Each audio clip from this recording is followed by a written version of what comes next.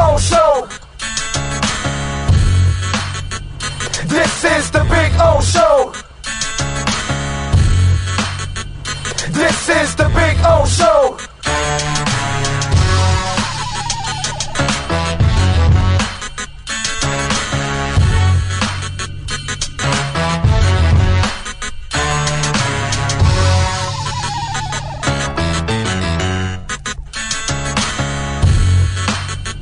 This is the Big O Show. This is the Big O Show.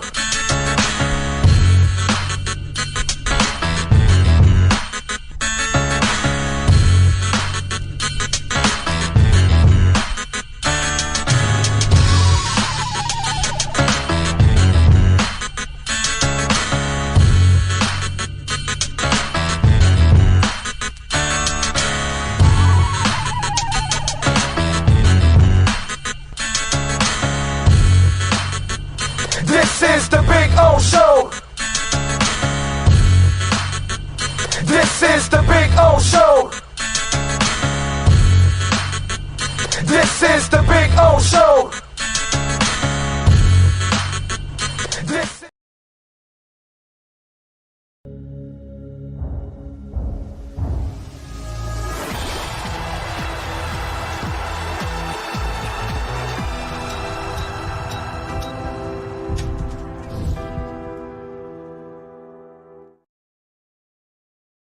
When presenting an award to an employee, athlete, executive, or fantasy GM, make sure you call Orvieto's Awards and More. For 35 years, these custom award specialists have been providing plaques, trophies, custom framing, while providing state-of-the-art laser and computerized engraving, UV printing, and glass crystal etching. They do all their engraving and printing in-house for quality control. Call Charles at 305-949-8098 or visit them at orvietosawards.com. Orvieto's Awards and More, where recognition is rewarding.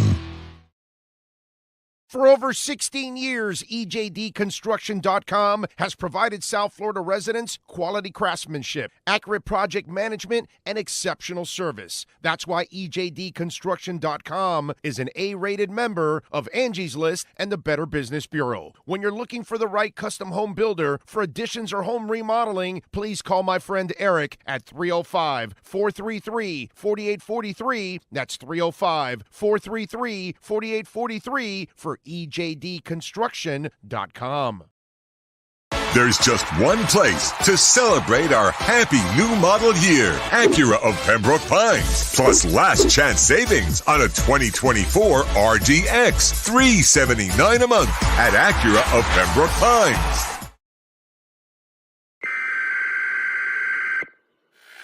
We interrupt this program to bring you a special report. Miles an hour, that's a Category 4 hurricane.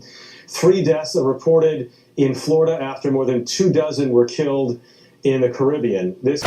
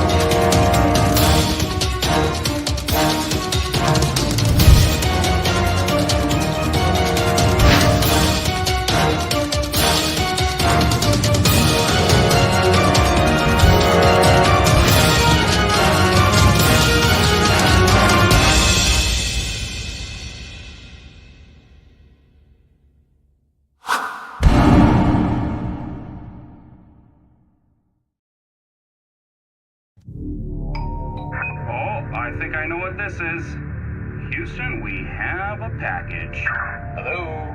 No matter where you are, the Sloman Shield home security system guards your home. With next-gen perimeter protection, 24/7 monitoring, and interior motion sensing, And right now, get a free Sloman Shield security system and doorbell camera, all professionally installed, for free. Shield your world, the Sloman Shield. After 40 years, the Big Cheese Miami is still producing great Italian food. They started in 1984. Since then, they've been winning awards while being voted the best inexpensive Italian restaurant in Miami. Visit them for great food, amazing service. Witness the decades of Cane's memories. The walls are like a Miami Hurricanes Hall of Fame. The Big Cheese delivers anything on its menu or party platter menu to your home, office, or even a park for a picnic. Located at 8080 Southwest 67th Avenue, Miami. Call 305-662-6855. TheBigCheeseMiami.com, where they serve large portions at family prices.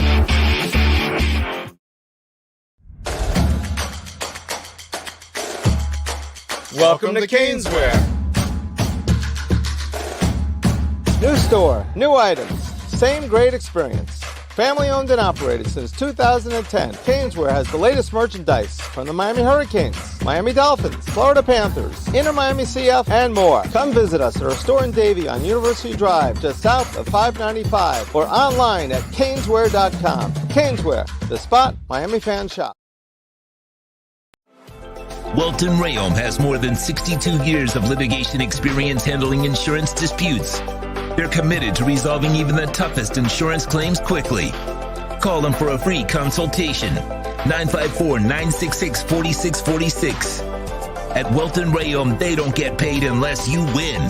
Property damage claims to your home, business, or condo as a result of a hurricane. Welton Rayom can help.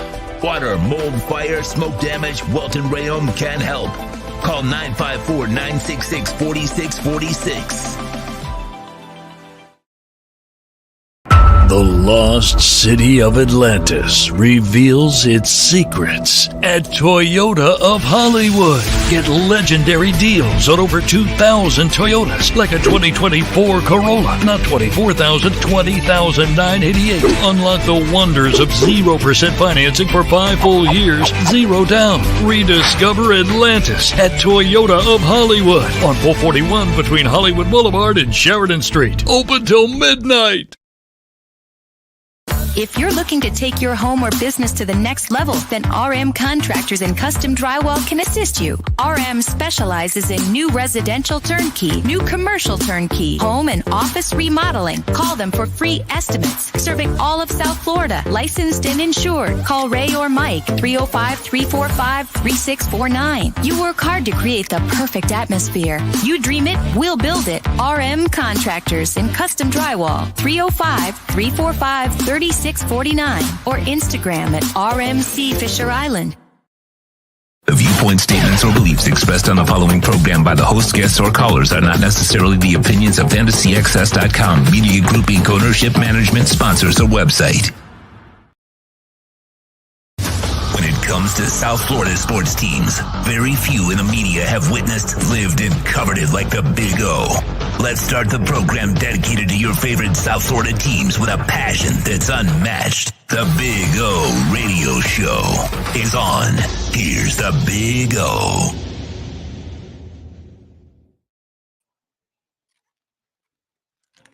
All righty. Welcome aboard. Time to rock and roll. Are you ready? Alarmo? There you go. Alarmo is ready to go. Question is, are you ready to go? Yes. Welcome aboard. Sean Stanley by my side. It is Thursday. Apologize, a little late. Traffic was backing us up a little bit, but it is what it is. Sometimes that happens. But hey, those of you that are on demand, you won't even know I was late. So, you know, that's the beauty of that. But those of you that that watch live, we apologize. Sorry about that. All right, here we go. I'm still trying to get the damn Wi-Fi and everything else connected here at Hialeah Park, which, by the way, downstairs, I just saw the Mercedes. You saw it? Red, really nice color. And so Mercedes downstairs, and it starts tomorrow because today, of course, is the 31st. Tomorrow starts the 1st. So the month of October, they will November, they'll be raffling off that Mercedes. So you come on out here starting tomorrow and you play the slot machines. Every time you play the slot machines, you get an entry and you get a shot at winning a Mercedes Benz. And they'll give it away at the end of the month. You got to be present. And I think that's a good thing. I keep trying to tell you guys this because most people don't come. So actually, less people are here to actually win the vehicles, the boats, the money, whatever. And if you show up, you actually have a greater percentage of winning than you would even realize, because a lot of the people that played did not come. And if you don't show up, you're not here in person, you can't drive off with the car. You get to drive off with the car that night. So just saying, come on out, bring the wife, come out with the friends, all that good stuff. There we go. All right. What else do we have going on? Oh, Lisa, look at Lisa. Lisa is happy. Her Dodgers got it done last night. That was what we call karma. With the two Bambinos who wanted to rip off Mookie's fingers from his glove. Yeah, some Yankee fans are coming at me like, "Hey, don't lump us all there." That's all right, bro. Listen, I'm a Heat fan. I'm stuck with the woman and the bird. Okay, that was like, right? Didn't we get stuck with her? Remember that woman with the bird and all that? That's it. That was us right there, right? That's what they stick us with, right? Well, sometimes we're stuck. We're stuck with that woman with the bird. You guys are stuck with the two Bambinos. And that's it. What are you going to do? And we're stuck with that Wade statue.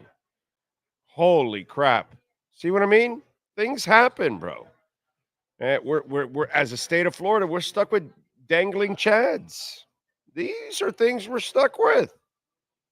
You know what I'm saying? So you Yankee fans, this is what you're stuck with. Rude people. Oh, wow.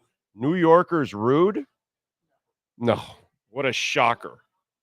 I love the Yankee fans that are acting like, oh, that's not all of us. Yeah, no, I know. We've dealt with enough New Yorkers, but it is some of you. So there you go. Listen, the best thing happened last night. Okay? I've known Dodger fans all my life. They're like normal fans. I don't know about those idiots that like fight on the West Coast. That's different. But I'm seeing normally Dodger fans, even when they're winning, they're not even obnoxious. Yankee fans, they're obnoxious anyway. And if they win, oh my God, we all know them. Come on. Large portion of arrogance and just annoyance and all that. So really, it's good. It's good that the Yankees don't win. And listen, I know a couple of Yankee fans that are decent people, good people. Jay Gelfin, by the way. Jay Gelfin is a great man. He's a Yankee fan. Good person. He's not one of those obnoxious ones. But, we've met all those obnoxious ones. I tell you about their 27 titles and how much they dominate and they kick ass and all that. So, it's good to keep them down 8 pegs. That was the best thing about the Dodgers winning. It's not so much that the Dodgers got another championship. Good for them. I mean, hell, they bought it, bro. Give me a break.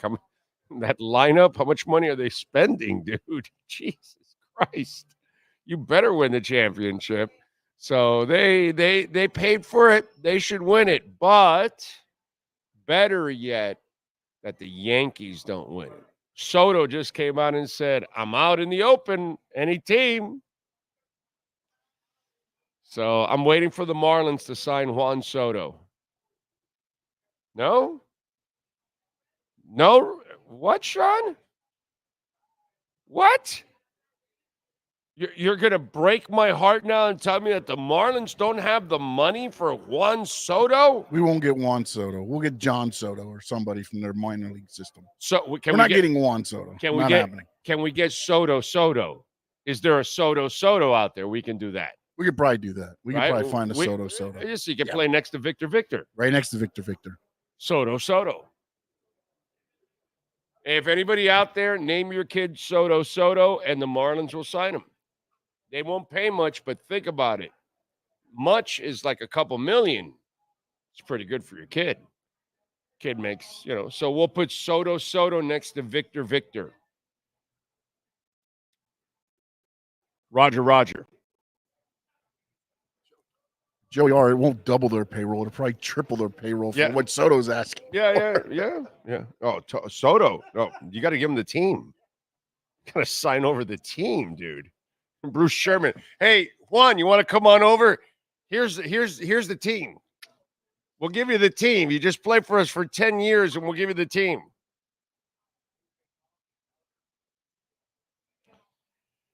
Ah, man. So, what are you going to do? Oscar Rojas, I see, is number 1 on the chat board. Good afternoon, sir. NorCal is puffing in California. He's locked and loaded, multiple accounts. Look at that. Ray Sosa is in. Thank God for entering the Panthers and Canes, because Fins and Heat will make you more gray hair. Yeah, listen. The Dolphins make you gray hair. The Heat is not about gray hair. We've won several championships with that team. They've been to the finals a whole bunch. They just were in the finals a couple of years ago. They've been in the finals a few times in the last couple of years. We would take that for the Dolphins. So let's not ever lump the Heat anywhere near the Dolphins. The Heat is a great, great organization. They have done great, great things. Are they maybe at the end of an era? Yeah. Okay. Yeah, I love Riley to death. I would never push him out the door like what we did with Shula and all that. I've talked about this before. I know Riley's not Riley anymore. I get it, but he still does better than everybody else pretty much you'll get. And I don't know what's coming after him, and I don't even know if it'll come close to what we've experienced with him. But what we still experience with him overall, and maybe the team isn't going to be that good this year. I kind of expected that. So I'm not surprised. I don't think there's much left in Jimmy Butler, to be quite honest. At this point, I think he's more of a con artist than he is a basketball player, to be quite honest. We'll do and say the things here that most won't have the balls to say. So I know exactly what's going on with the Heat. This is a developmental year, and I'm fine with it, dude. I'll enjoy it that way. I'll look at it that way. I don't have high expectations for the Heat. So I'm fine with the Heat in their transition. And if they have to transition the next year or 2 or 3, it is what it is. But I'm never going to look at them like a bad organization or that they're making bad moves. They have put themselves in a difficult corner, no doubt about it, giving away all their picks. And they don't have a lot of cap space. And they're tied to Jimmy for at least 2 more years. So it's going to be tough, and I understand all of that. But they've given us so much for a quarter century that, I'm not taking that for granted. That kind of comment takes it for granted. I'm not doing that. They don't deserve that. They're the best organization in town. They've been that for a long time. They may not be the top organization. No, they're not the top organization right now because the Panthers are ahead of them. But they're still an incredible organization, and they're just in a transitionary period now. And that's what we all have to understand. And it's going to take a couple of years to maybe get back, if they ever can, on track again to be a championship caliber type team. But it's not going to happen. Now, they don't have the tools or the flexibility for it. So, let's be honest and let's call things like it is. The Heat have done a great job, and right now, let's not act like a bunch of spoiled Yankee fans.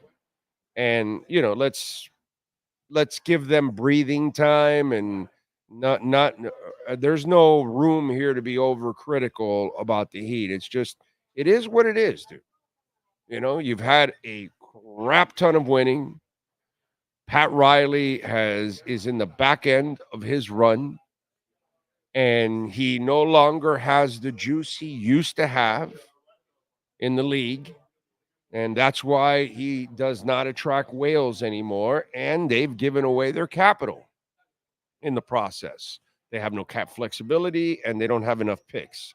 So they need to kind of reset for a couple of years to get back some capital and get back some liquidity and all that kind of stuff. So, you know, we have to look at things intelligently and not lump what the Dolphins have done this year, last year, 10 years ago, 15 years ago, and put it anywhere near the same stratosphere of the Miami Heat. Miami Heat deserve, you know, to be where they're supposed to be. They're by themselves in this town overall as an organization because they've done something for a period of time that nobody has done since Robbie and Shula. So, you know, I gotta, you know, I'm not going to allow a comment like that to go by without, you know, really getting into it. And okay, the Heat aren't that good. That's fine. The Heat are stuck with Jimmy. I get it. He's been great for them. They've had a great run. It's pretty much over. You know what I'm saying? And Spo will get the most out of it, and he'll win his 45, 49, 50 games this year. Excuse me. He'll milk it.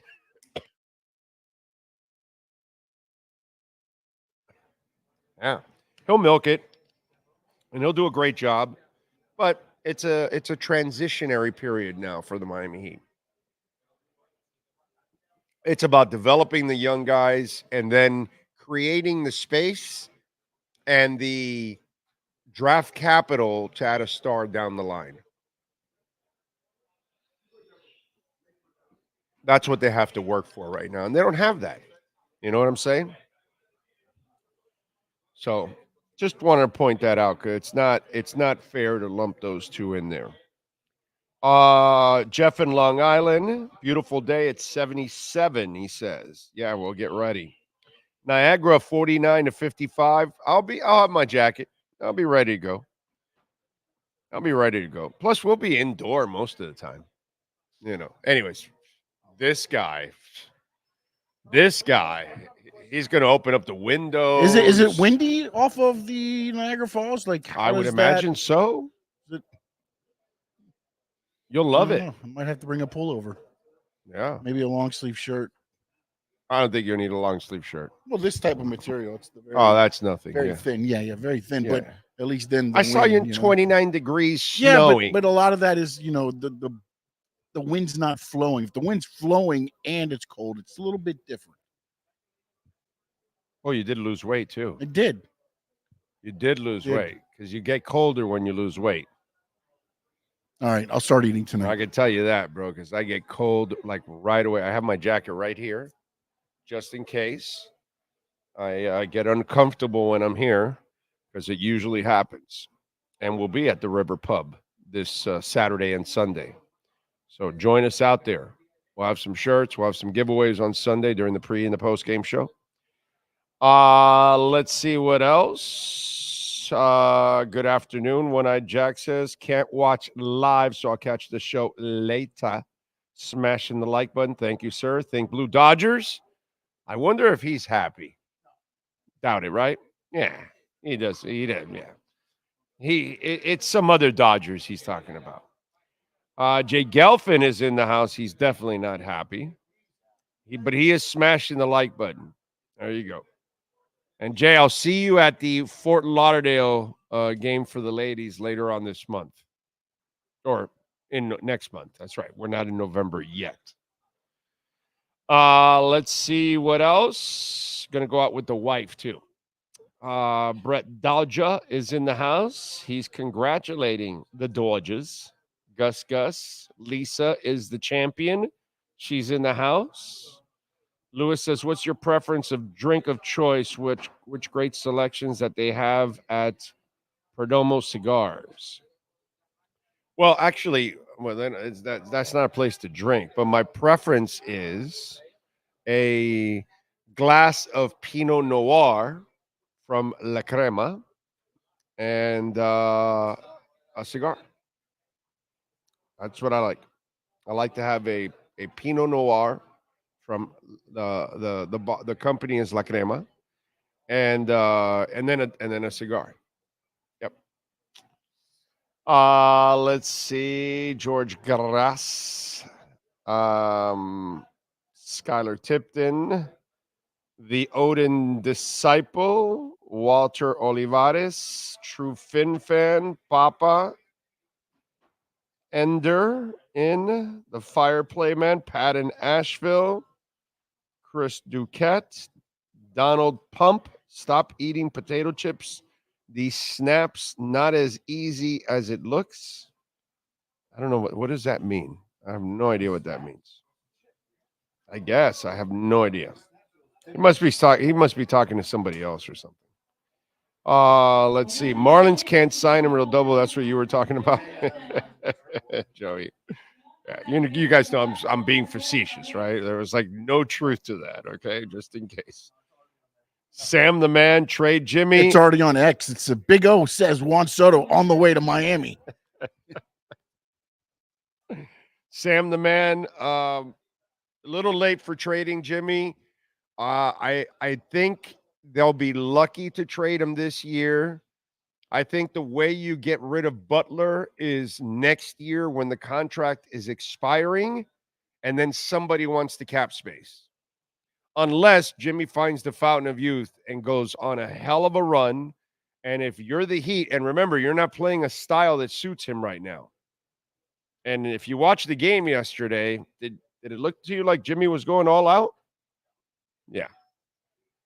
You know what I'm saying? That Jimmy's not playing like he's tradable for that salary. Jimmy's not playing like he's somebody you need to put you over the top. Now, if he plays like that from now to the trading deadline, you'll have a chance. But I think you're stuck with him and that salary till next year when it becomes an expiring contract, and then somebody will offer you something for it. That's what's going to happen. They waited too long, dude. Should have listened to me when I said 2 years ago to trade his ass. But, whatever. Happens. It's hard to... It's something that I've done my entire life is say things that are, bothersome to people, but I say it way before it happens. Like when they hired Joe Philbin, I say, yeah, it's a terrible hire. He'll never be a good coach because he can't put together a staff. Boom. Whatever. The cornerback that just passed away. Unfortunately, what's his name? Poor kid, man. Vontae Davis. They drafted. I say, hey, he can play, but he's immature, and I got ridiculed. That's just kind of the way it goes. The new one is Cam Ward now. Everybody wants him top 5 pick. I'm like, nah, dude, I would never take him top 5. He's a second half of the first round, early second. People are losing their minds. Why? Because I point out you can't play hero ball in the NFL. You need to play structured football where you take a 3 and a 5-step drop and you're throwing to a spot, you're throwing to a play because it's designed, it's timed, and it's there. And the coverage and pre-snap and he doesn't do any of that. So people are losing their minds now. So that's kind of the way we go about it. So Jimmy, we told you 2 years ago to trade his ass. That's when you had to trade his ass. Unfortunately, now they're stuck with him, and his tank is pretty much empty. He's running on fumes. He doesn't have the body to go out there and lay it on the line every night, because if he does, it's going to break down. He knows it, and the Heat knows it. And maybe the league has caught on, and that's why you're not going to get a trade Jimmy.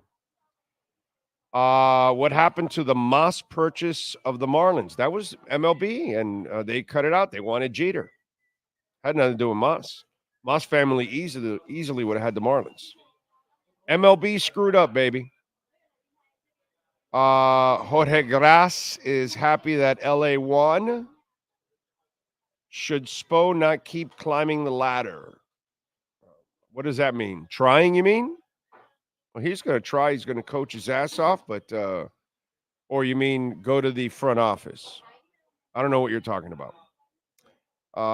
What up, Big O? Checking in from San Jose, California. Thank you, John. Appreciate you. Karoon is in the house. The heat doesn't turn your hair gray. They just make your hair stand out with the Wade statue. Yeah. You got to change that statue, right? I mean, the Wade statue, okay, you're Wade, you're not going to be, ungrateful and complain about it and all that, right? You're the Miami Heat.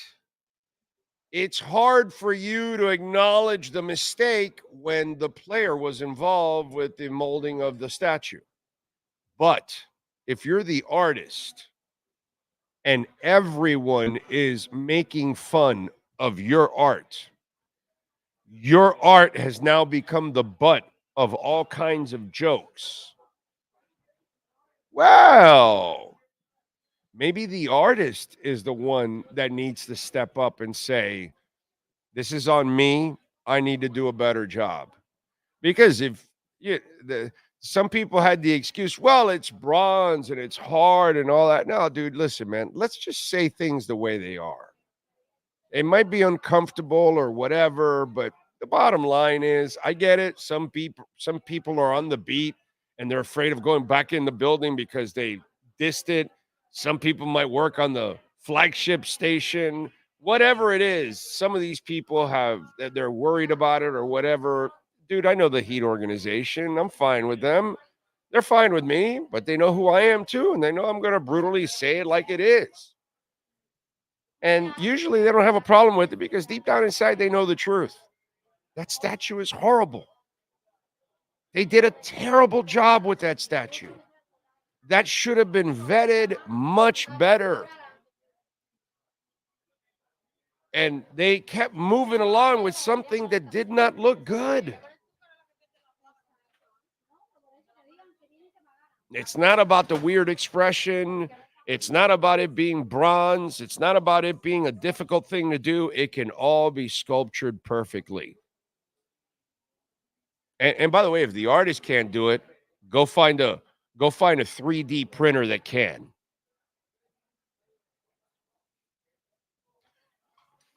Or 3D molder that can, okay? I mean, or create a mold that is the likeness of it and just fill the mold and make that the bust. And you can do it pretty much to a T. Features and characteristics and all that can all be there. And you failed in that. And just have a come to Jesus. What's the big deal? You screwed up. Make it good. This reminds me of the latest argument with Mike McDaniel. Here's what I hear from some Dolphins. Oh, yeah, just keep firing the coaches and keep hiring. No, of course, because craptinuity is great continuity. Yeah, no, keep crappiness in place. Like when they extended Joe Philbin because he won a meaningless Minnesota game. How did that work out? You mean like when you kept Wanstead around? How'd that work out? When you see it, you know what it is. Move on. Let's go. You saw the statue. Move the hell on. Fix it. You see Mike McDaniel, fire his ass. It ain't getting any better. I love these people. Oh, well, he's a young coach. Bro, contracts are expiring during this guy's tenure, and this guy can't get it. He's in year 3, and he can't get it.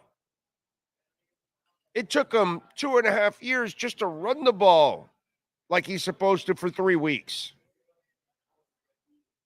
And it was by necessity, by desperation. Anybody that thinks this is going to get better, it's not. Well, same thing here. The statue will be viewed the same way for the rest of time. They're going to call it Morpheus. I'm going to call it Michael Graham. They're going to call it whatever they want to call it. I'll go with the trainer from Rocky. To me, that's the best one. That's the best one. The one of the trainer Rocky where he's screaming. That statue is him. It's not Dwayne Wade. And it's Dwayne Wade. You got to do right by Dwayne Wade, dude. All he's done is right by you, and all you've done is crap on him. You went with Whiteside instead of him. Don't fuck this up too, man. Don't fuck this up.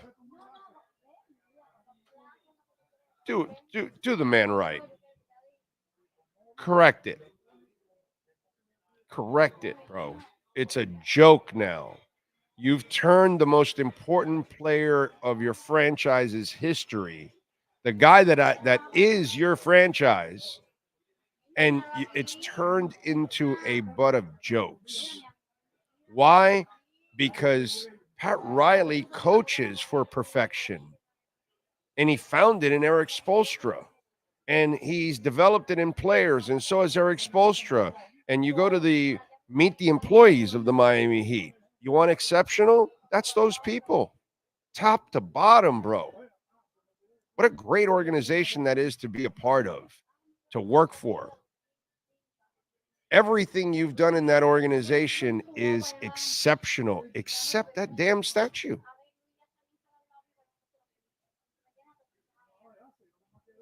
I mean, for Christ's sake, you hire Pat Riley. You don't just hold the press conference.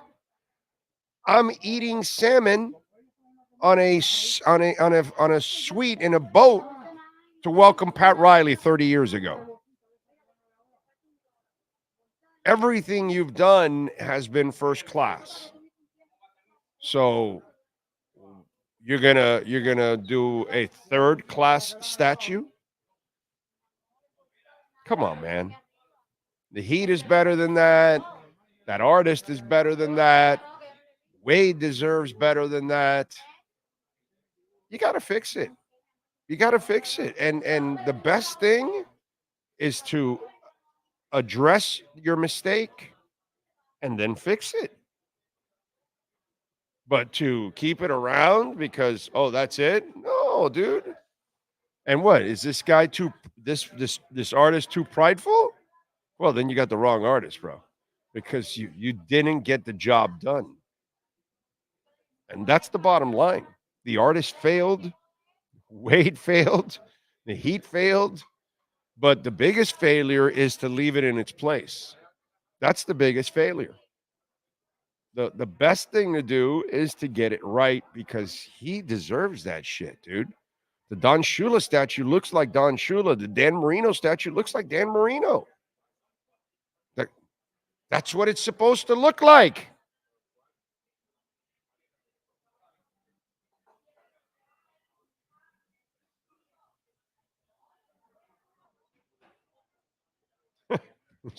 The weirdest thing. Nobody would know that that's Wade's statue. Nobody. Take the jersey off, take the name, take any plaques around it, and just put it somewhere else and say, hey, who's that? And Wade will not ever even come close to being the guess. It's terrible. It's really a bad statue. Just correct it. The bigger embarrassment is to keep it around.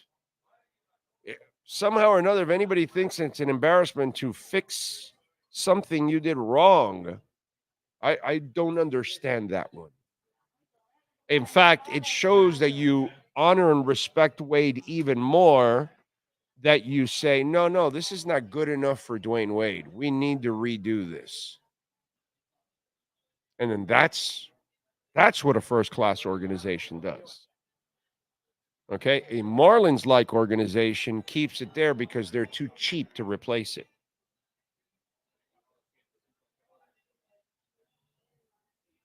I'm just saying. Don't forget R&M Contractors and Custom Drywall. Mike does a great job. Ray, these guys are, Ray's always watching the show. He's a big-time sports fan, big into Bitcoin. He's at every Dolphins game, hurting big time. Ray and Mike do amazing work there at R&M Contractors and Custom Drywall. Complete remodel, kitchen upgrades, waterproofing for your terrace, balcony, flood test report. Very important for you condo owners to have a flood test report. I saw a video on it, and it is an intense type of test where they flood your entire floor and make sure it's all sealed so nothing goes to the neighbor downstairs, which is very important because then that causes even more damage for you and your neighbor too. Plus, they make sure that it drains properly also. So that way, because that's also a big problem too. It's not so much that it floods, it's also can it drain and drain properly. R&M Contractors will make sure it does that. Floor restorations, maintenance, stucco repairs, drywall, level 5 finish. Call Ray or Mike right now. Cell number 305-345-3649. That's 305-345-3649 for R&M Contractors and Custom Drywall. Right. The Miami Heat brought that statue of D. Wade from Temu. Lisa says, Sean, it will be like spring here considering what it could have been this time of year. There you go. Let's see who else. Brian Landis. Oh, if the Finns pull off a miracle somehow at Buffalo, would you be willing to go over the falls in a barrel just to celebrate? Yeah, man, let's go. If the Finns win, yeah, let's do it. Let's barrel up.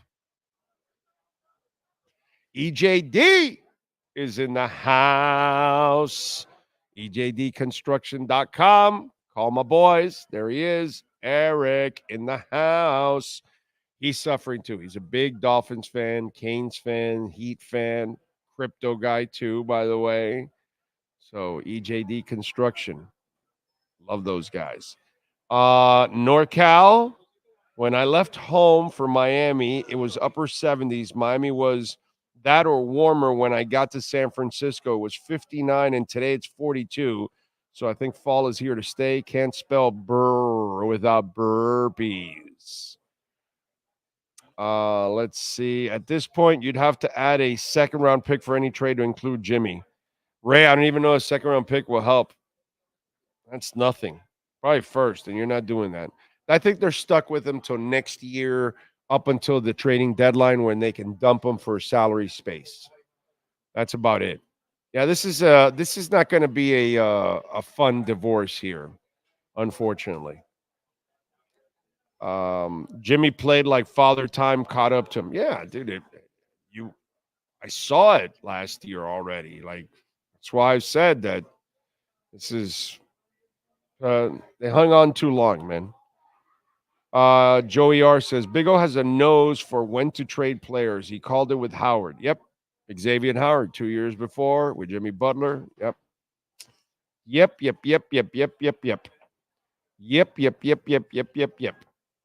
Let's see. Chris Duquette, front office. Job takes Riley's spot when the time comes, hoping we have a good coached lineup. Let's hope so. I'm not looking forward to life after Riley.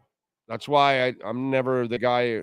I'll tell you, Riley isn't the same guy he's been. Yeah, of course. You get older, generations change, and they don't know you as well. It doesn't the legacy and that whole reputation. It doesn't carry the same. It gets lost with time. That's just the way it is, dude. Unfortunately, but that's just the way it is. And with Riley, he's lost some generation now because of the younger generation. So he doesn't have the same juice he used to.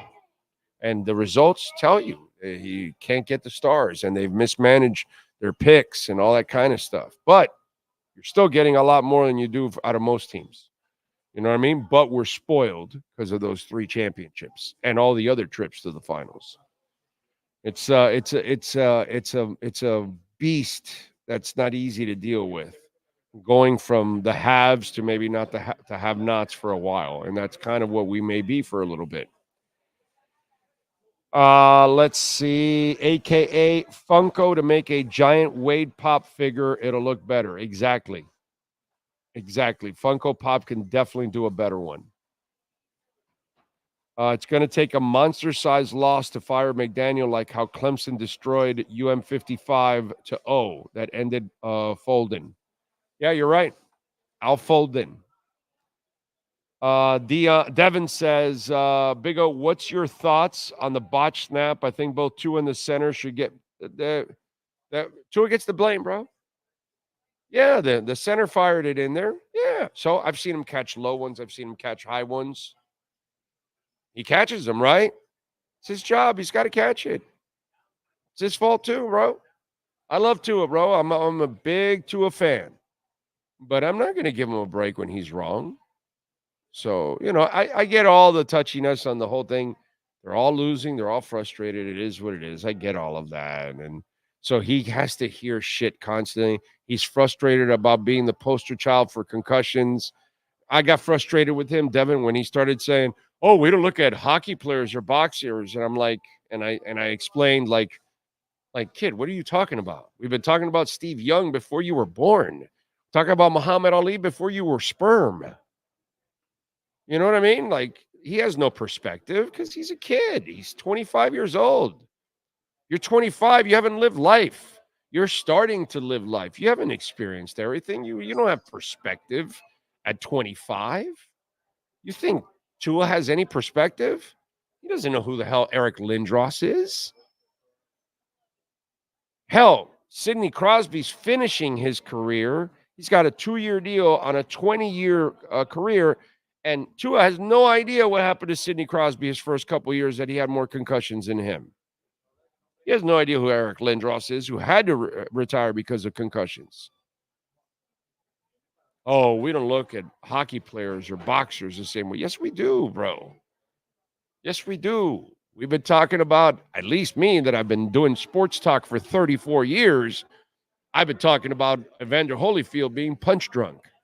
So, when I hear Tua say things like that, I also look at a kid, a guy that's less than half my age and doesn't have a quarter of the experience I have in life. You know what I mean? So it's different. And so I take it with a grain of salt, his little snappiness for being the poster child for concussions. Well, dumbass, don't go running into people and cause your own concussions. Well, dumbass, don't hold the ball for 4 or 5 seconds and you won't get concussed. Well, dumbass, when you're about to get sacked, and don't put yourself in a position where you can get hurt and you end up throwing a pick six. So I don't give Tua breaks on his mistakes. He gets no breaks on his mistakes here. I will defend him for everything else. You can win anything with this kid. You just got to do it the right way. Like any other quarterback like him. Protect him. They gave Drew Brees a line that you couldn't touch him. They gave Joe Montana a line, you couldn't touch him. They gave Bob Greasy a line that you couldn't touch him. Do the same thing. Run the hell out of the ball and watch how all those quarterbacks, because I've seen them all in my history, in my life, they will pick your ass apart. But if you put them in a position where they have to carry the entire team because you're not good on the sidelines calling plays, because you don't want to call the runs and all that, that's when I'm going to defend Tua, because I know football. I understand this game, and I understand certain players. You can do some things with some players and some other things with other players. So you run certain offenses with one player, and you run certain offenses with others. So if we have Breeze and we have Montana and we have Greasy, I am not running Lamar Jackson or Josh Allen's offense because I can't. They will die. So will Tua. I understand what's going on, and I understand Tua's frustrations, but I'm not going to defend him when he's wrong. Catch the freaking snap, dude. That's your goddamn job. I don't give a shit if it went whizzing by here. I've seen you catch it here. I've seen you catch it in the bottom. I've seen you complete the passes after that. Get the goddamn job done. Excuses are for losers. That's all. It's over. And if he doesn't want to be the poster child of concussions, stop doing stupid shit. The game is difficult enough as it is to survive. Why are you going to put yourself more in peril? Does anybody tell him just like that? I don't know, because he's got a guy that wants to just pat him and put smoke up his ass. Every single, you're the QB of this family. No. You all right? Good. What the fuck are you doing, idiot? That's how I'm doing it. Oh, you good? You feel good? Next day? Oh, you feel good? Excellent. Okay. Let's run this film. What are you doing here? Well, coach, no. Last time in the other concussion, you went against the guy and you told me you needed it. What the hell are you doing? You want me to run here? Here's a tape of you busting your hip. Here's another concussion. You want to do that? In fact, Tua, this is what we'll do. We'll run a best of your concussions and your mistakes in every film session for the rest of the season until I stop seeing it on a consistent basis. How about that? Why don't we do that? In fact, I'll put in a theme song for you. I get knocked down and get up again. That's what I would do to him. But I'm a little different. I'm old school. Because that's what old school is, right? They pick you up. Oh, you all right? Oh, you're good. Okay. Now, what were you thinking? Well, okay, well, they didn't pick you up. Okay, well, but they did ask you if you were all right. Like, once they find out you're all right. Oh, I didn't get that. We it was. You got bitched out, and then it was like, you're able to get up? All right, let's go. We got the bitching first. Well, then we got the. But if you got hurt, if you got hurt or something, they first, like you could crash your dad's car, your mom's car, and then okay, you all right? Okay, pop, pop, what are you doing? That kind of shit. You know what I'm saying? I watched. This is from coaches, and things like that. I watched the kid get bitch. He was knocked out, got yelled at. Then the coach called for them. That's a little called for the people. I mean, you should first check for their welfare, and then. Because that's what I remember. They kind of check for your welfare. Check for welfare, man. But they didn't care. It's football. It's a contact sport. Once they knew you could see them and understand them, it was they were yell first and then love after. That's the way you do it. Because then you turn into what Mike McDaniel is. When you try to love first. Because then you forget the mental mistake that dumbass made. Yep. So that's my response, Devin. Tua has to live with what mistakes he makes too at the same time. If I'm going to defend all the mistakes around him, I'm not going to defend his mistakes. We got to be fair all the way around. You know what I'm saying? Let's see. The statue is terrible. It does not look like him at all. I agree, Raging. I agree. Let's see. True Fin fan. The Marlins and the Dolphins are in the same level. The Marlins and the Dolphins are in the same level as an organization as the Heat. No, right. I get what you're saying. Yeah, that would make sense. Karun says, I'm requesting the mayor of Tampa get the Wade statue to ward off and scare away additional hurricanes headed out there. That's a good idea. The Wade statue, we put it out. We put it out in the Gulf.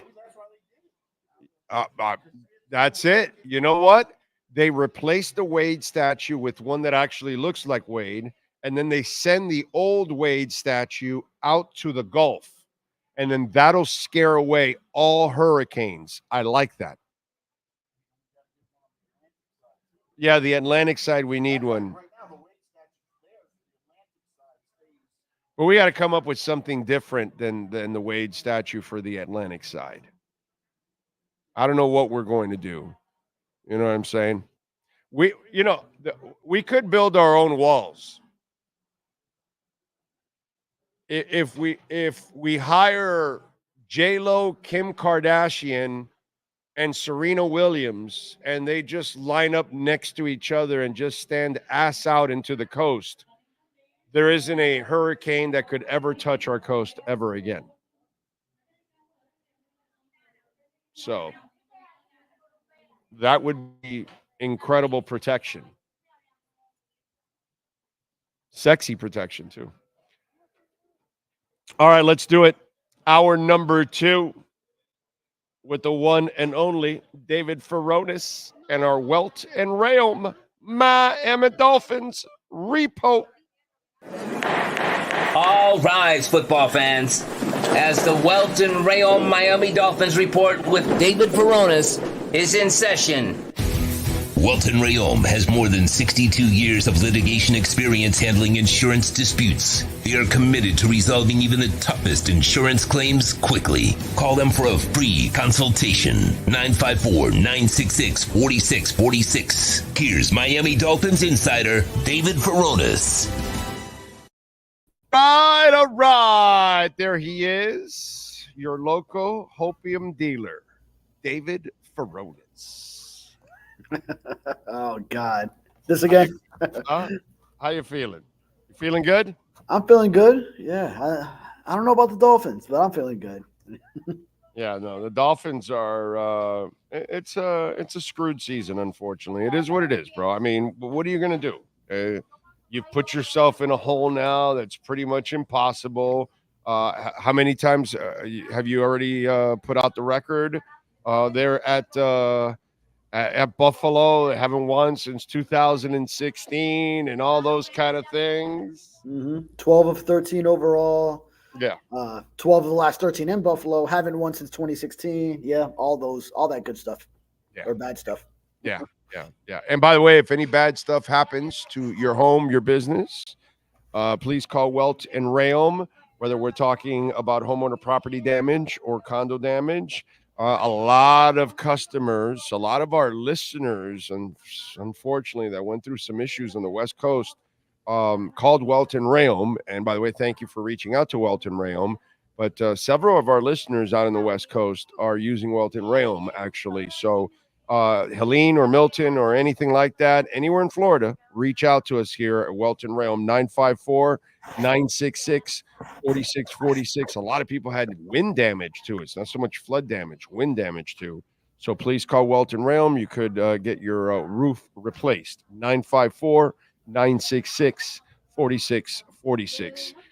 Injury-wise, talk to me first. Let's break that down. What do we got going on into this game? Because we got some injuries. Okay, yeah, and we might get some very fresh information at some point while I'm on this segment when the injury report is released. But once again, we did not have Zach Sealer practicing, so he's got that orbital bone fracture. But I mean, it seems to be healing well. But on the outside, that's obviously on the surface from what I've seen him just around in the locker room. But obviously, still a lot going on there after you fracture that bone around your eye. So he's got that going. He wasn't practicing today, along with either Kate or Ko, who still got that neck injury. Tight end Julian Hill dealing with a shoulder injury.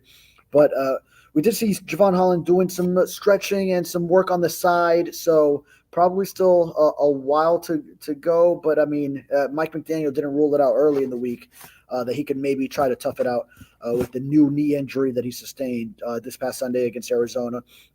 So maybe tries to tough it out. But aside from that, we learned Emmanuel Ogbah, Anthony Weaver said he tore had a little tear in the bicep is what he dealt with. So he's been playing through that. He missed a game, came back for the game against Arizona. So impressive to see him tough that out. And we know he's been limited in practice. He missed, and he had an illness yesterday, and then he was back out there Thursday. A lot of different things going on, but do we know who broke Sealer's orbital bone? Do we know who the fight was with? Yeah, still haven't cracked that one. Liam Eichenberg, because myself and Barry Jackson of the Miami Herald, we had a conversation with them when we learned about the whole injury last Friday, and he had a playful way to go around it. He said, well, do you guys know who did it? And we both said no. And he said, well, some might say I did it, but I did not.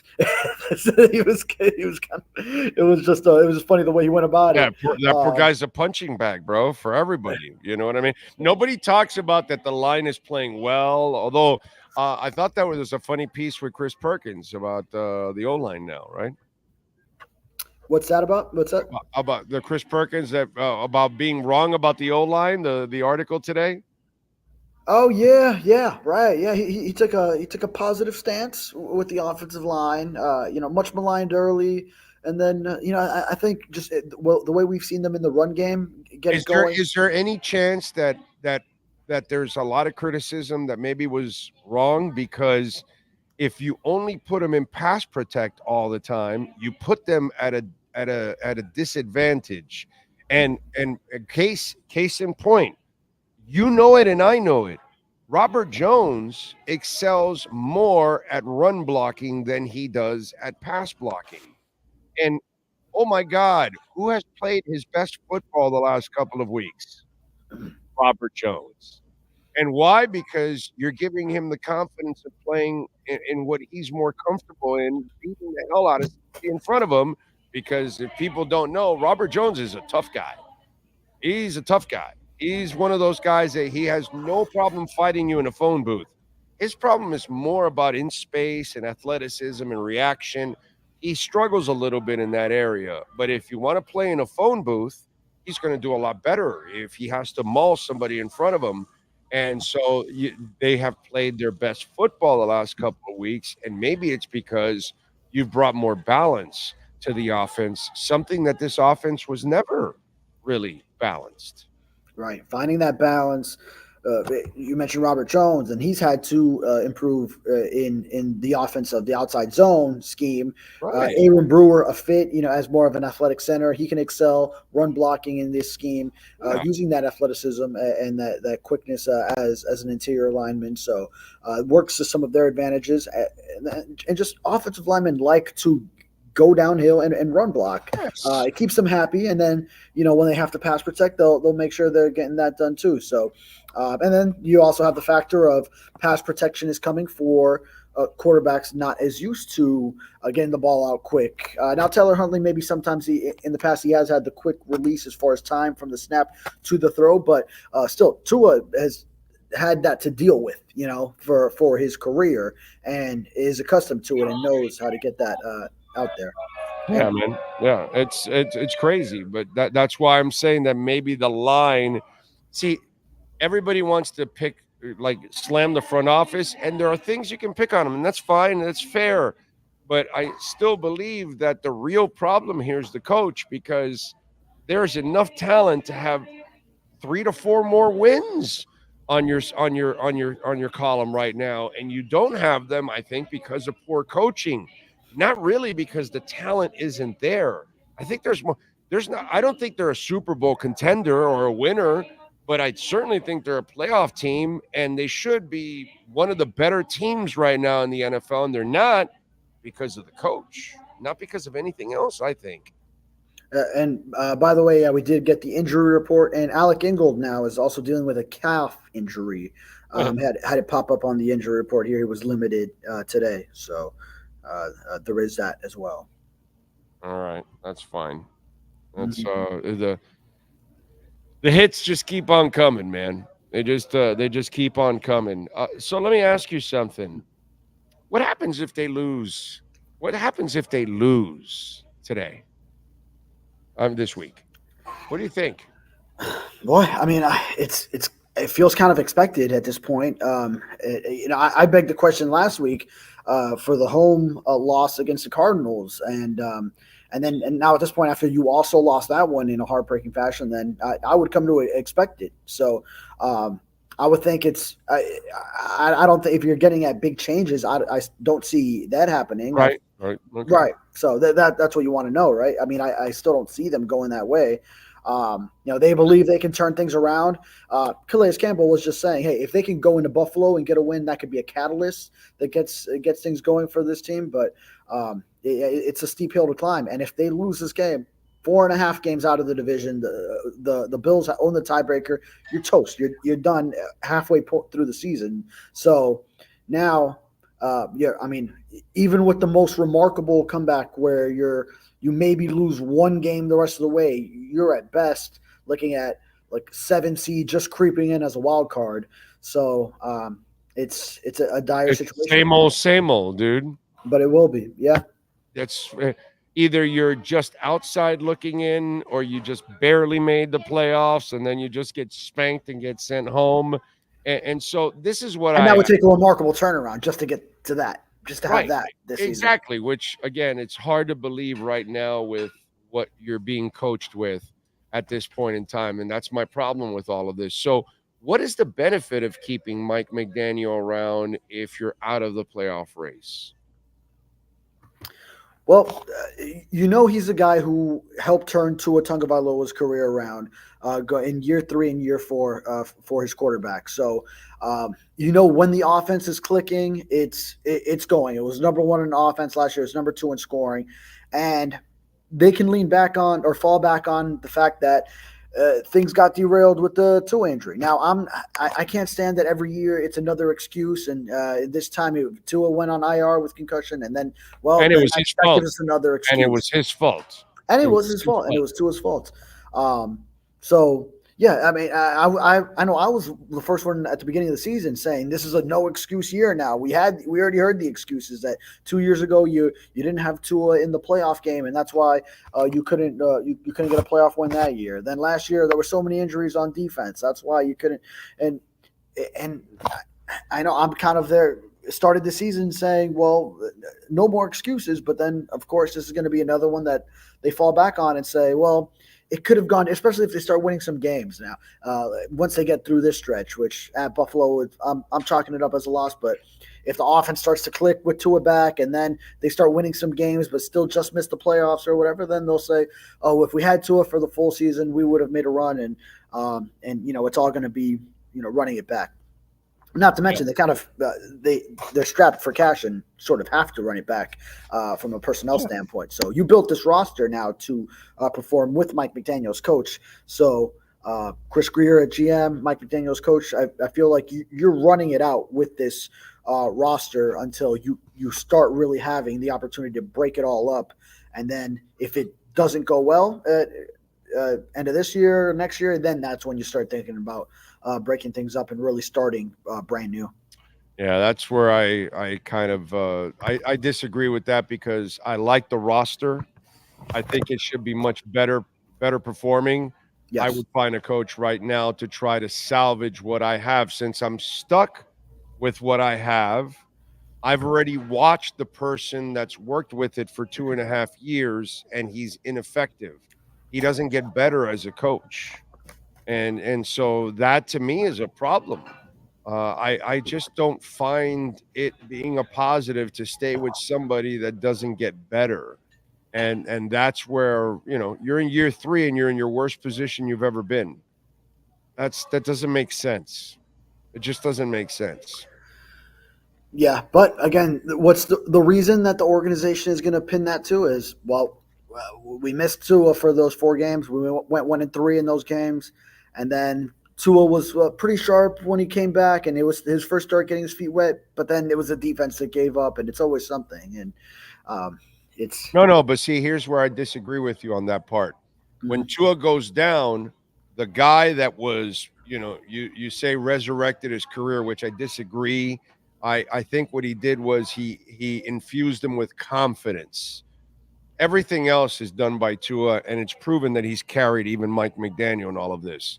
So the guy that supposedly, if you think resurrected Tua, how did he not know that Skylar Thompson couldn't play when he was around him for 2.5 years? Yeah. How is it that he allows White to go instead of this guy that at least White has proven to be somewhat serviceable at times? I'm not even a White fan, but I believe in him over Skylar at least.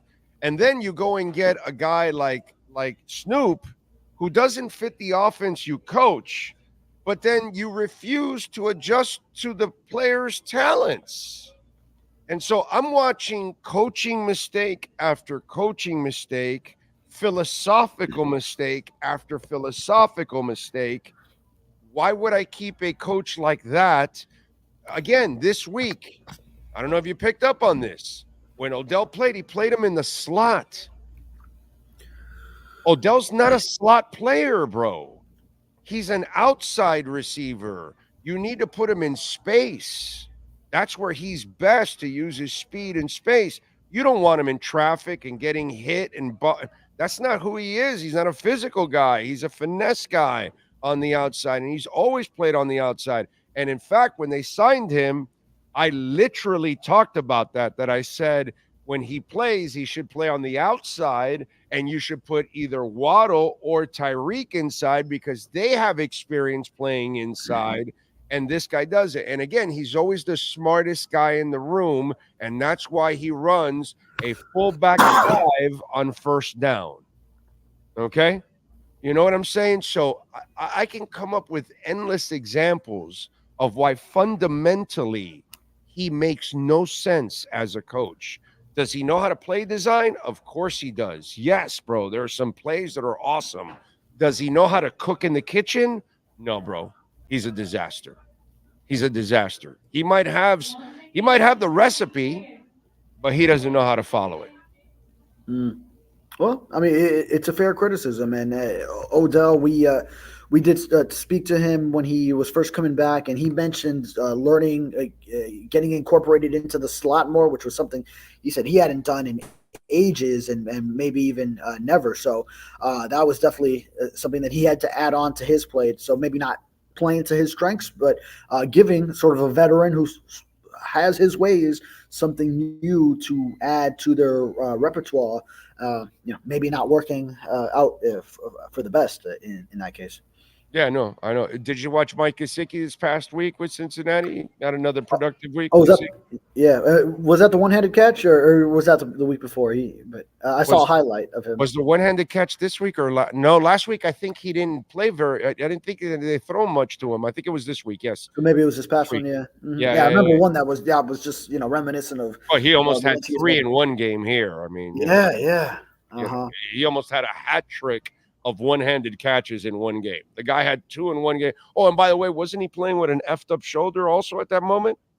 I think so, right? Yeah. No, but this guy doesn't. Again, fundamentally, this guy doesn't know how to use it. I'm driving True FinFan crazy right now. He's sitting there. He's going, yeah, damn it, that's right. He sucks. This is why I've been saying he sucks for years. So, I got True FinFan just nodding his head there. That's my problem with him. And by the way, let me ask you this. If the losing continues, don't you think he loses the locker room anyways? That's going to be the big test. Now, that's one way where it could really go south, is if he also loses this locker room. Now, the locker room is so player-led, and that's already sort of the way his coaching style is. And, now, will Calais Campbell allow a locker room to be lost? Because I feel like he's going to remain invested no matter what. And this is a guy, he's 38, and you got to feel for him. If he ends up wasting this year, he trusted this organization with hopes of getting to a Super Bowl, and then he's wasting his age 38 season. Granted, I mean, he's still playing tremendous football, so kudos to him. But he has a lot of the voices in the locker room that do that job for him. But if that were to happen, then that's one way where it could go south in a hurry, is if the locker room is lost and players are just not following, not seeing that message that Mike McDaniel is preaching every week. Yeah, that's the next stage. Because if you have an embarrassing loss this week, that starts to, I mean, really, if you don't think mathematically, because I think they're pretty much done now, and I know not mathematically, but come on, bro. I've seen enough. But if you lose to Buffalo, you're in such a deep hole at this point. See, here's the thing. There is no history with Mike McDaniel that you overcome these adversities. Once you go into this abyss with him, there's no coming out, bro. Right? I mean, we don't have examples of that. Right. No, I mean, adversity is opportunity is the big quote that he's so big on, but it's true. We just do not have those examples. It's been each year, as soon as the adversity hits, it is a downward spiral from that moment. So, I mean, maybe that's one thing that we could find out of this year is if they are able to pull themselves up from something. Because, I mean, last 2 years it was hot starts, and then as soon as it goes bad, it goes. They're down bad, So, I mean, and I keep thinking this stretch right now, as we're going into this Buffalo game, and it's Halloween. I'm thinking so much of that 2021 season because they played. The Dolphins did during that 1-7 start at Buffalo, and it was the week following a home loss in what turned into a little bit of a shootout against the Falcons on a last-second field goal. Team that the Dolphins should have beat at home, and they did not, with the defense giving up the late touchdown. With a lot of these offensive struggles, it's like all these similarities to 2021. Same time they played at Buffalo the very next week, and I remember they competed in the game for like deep into the third quarter before Buffalo pulled away, and that afternoon in Orchard Park at Highmark Stadium, it was like more than an hour before Brian Flores came out for his press conference. And I remember thinking, what is going on behind closed doors? And it was, they turned it around afterwards with 7 consecutive wins. I was wondering if he was fired right then in Buffalo. He was fired by then. Yes. Right. I guess technically he was because he won all those games and then he was still fired at the end. Yeah, he was fired by them because he lost games he should have won. Yeah. This is why I talk about McDaniel the same way. I treat Flo and I'll treat McDaniel the same way. In that season, and I was the one telling everybody that Flo was getting fired during the winning streak. But the reason why he was getting fired during the winning streak, and I kept reminding people, was because he didn't win the games that were winnable during the first 7 games. Absolutely. There were a couple of tough teams, but there were also games that you could have won and you didn't win them. And then the easiest part of your schedule was the back end, and that's why you ended up, racking up the wins because they were the easy wins overall. But meanwhile, you screwed up. And you had a couple more wins that would have put you in. And by the way, the same thing has happened to Mike McDaniel every single season he's been here. Okay? He wins enough to get in the playoffs, right? But he could have won another game or two. Like last year, there were a couple games that he could have won a game or two. Okay? Because Tennessee, Buffalo at home. No. Tennessee was this season pretty much because that's a home field, all that. The Buffalo, all that stuff. You should have won some games, extra games. This season is young. It's only 6 games. And we can point to 3 or 4 of them that he should have. Well, at least 3 that he should have won. The Buffalo game, let's not put that one. But the other 3, you could have said should have won all other 3 if he actually was a good coach. If he would have been better prepared for a backup quarterback, whatever it is. If he would have been able to coach Snoop up in a better way to play to his strengths. Bro, it took him to Snoop's, 3rd or 4th game for Snoop to start running the ball. Like, why weren't you doing that from the beginning? That's who he is. He's not a pocket quarterback. So now you're going to make him a pocket passer? Again, he becomes what he isn't. He's not the smartest guy in the room, but he thinks he can make, wine out of water. I don't get it. And the biggest indictment is the backup quarterback misjudgments. You touched on it earlier between him and Mike White. Now, watching the preseason and training camp, then you felt like you had to go with Skylar Thompson over Mike White going off that. But I will say White, he would be more of a gamer where he can, when he's thrust into a big spot, then he might step up, even if practice and preseason it's not showing up. He might, but just it's funny because I was on this show. I said I would have kept White over him, only because I trust White to be slightly more consistent than I didn't say, oh my God, he's great, but I think Skylar's way too erratic, whereas White will have stretches of consistency that you're like, hey, wow, he played like pretty good. Like he'll put together a game that will freak you out, and you're like, whoa, and then he'll have a couple stinkers, but he'll have some stretches for you, and I just don't see that out of Skyler. And so I was one of the few that said, and it's there, it's all on video, it's all on audio, that I would have kept him because he has slightly more consistency than Skyler. That's what I said. And I'm an idiot, but he's the coach. He's supposed to know. He's supposed to have forgotten more than I even know. So if I say I would have kept White over Skyler, come on, bro, that's embarrassing. That's embarrassing. And you should have found somebody else better than both of those guys. That's the biggest thing. Yeah, well, but that's on him. Yeah. He kept Skyler around for 3 years, dude. Like, really, what's he doing now on the roster? Why would you even want to go back to that guy?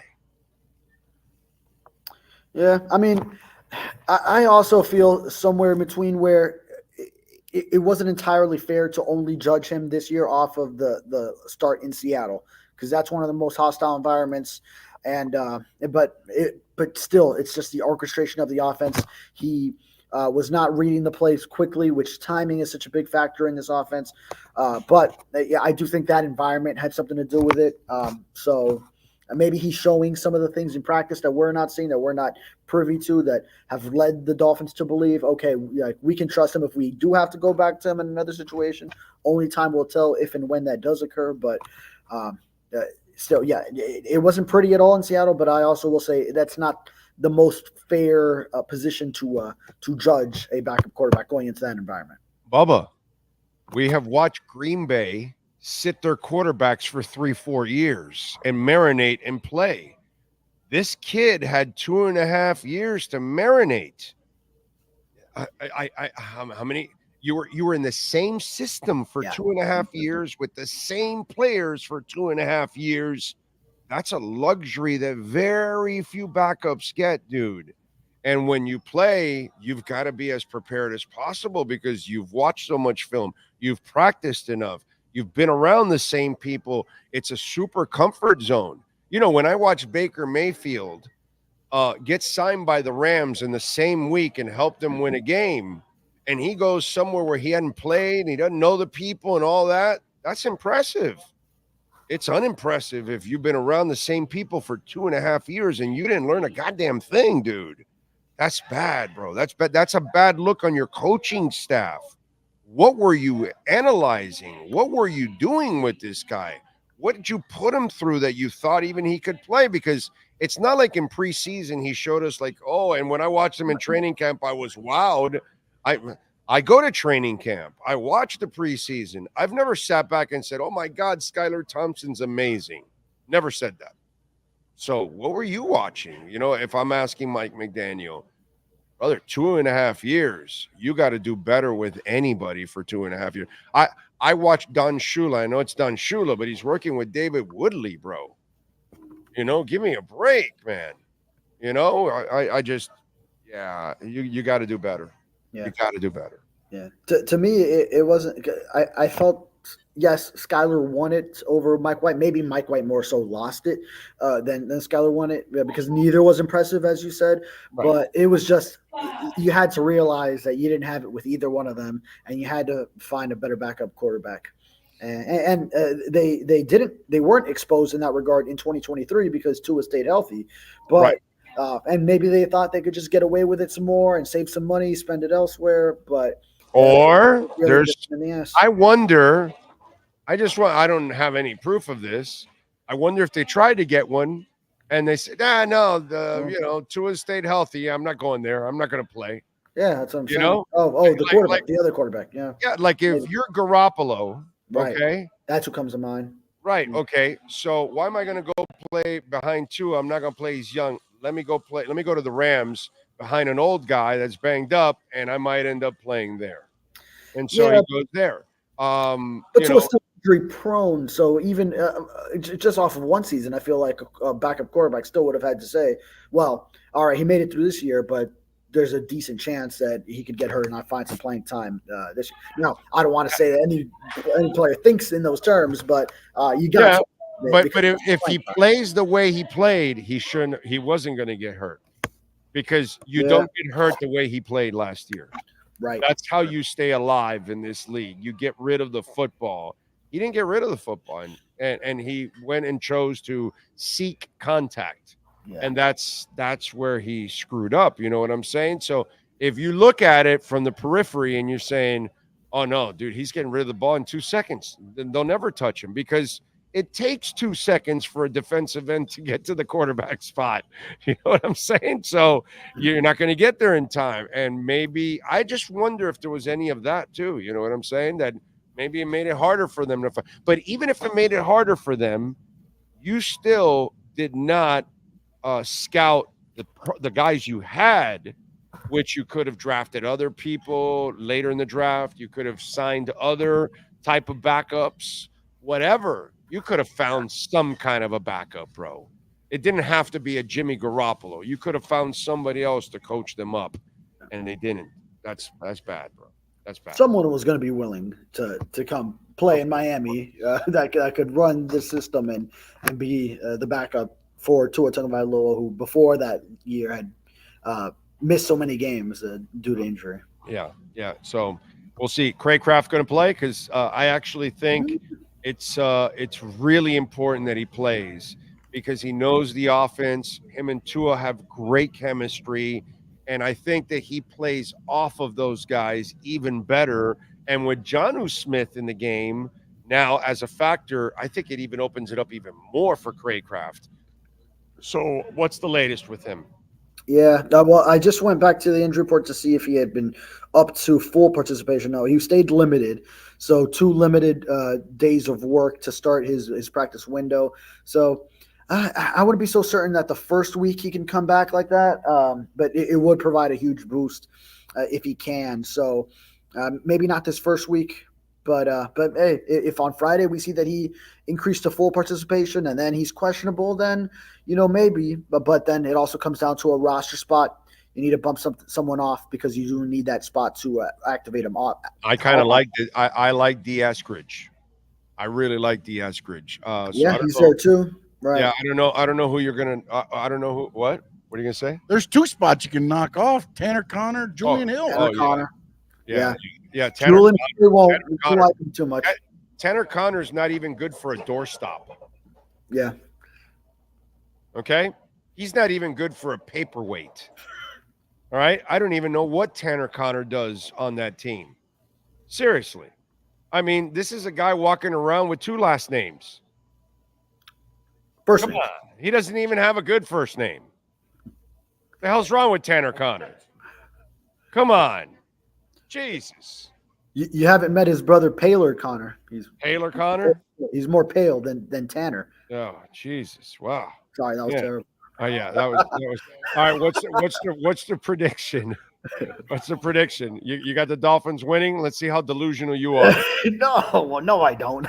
All right, my official prediction, as I've put in the Sun Sentinel, it's Bills 27, Dolphins 17. So I don't see it, and I saw 6-point spread actually surprised me that it's kind of that close, but I guess odds makers. I think it's a gift. I'm not going to sit here and bet and root against the Dolphins, because I can't do that. It's not in my DNA. I'm going to be rooting for the craziest miracle of ever, even though I know we're going to get our asses kicked, and I'll be in Buffalo to watch it. So, it's going to be glorious. But if I'm a bettor, 6 points is a gift. I think so too. Bills win by 10 or more easily in this game, bro. Yeah, so I'm saying 10. Easily in this game. Okay? Gift. I don't know what the hell Vegas is seeing.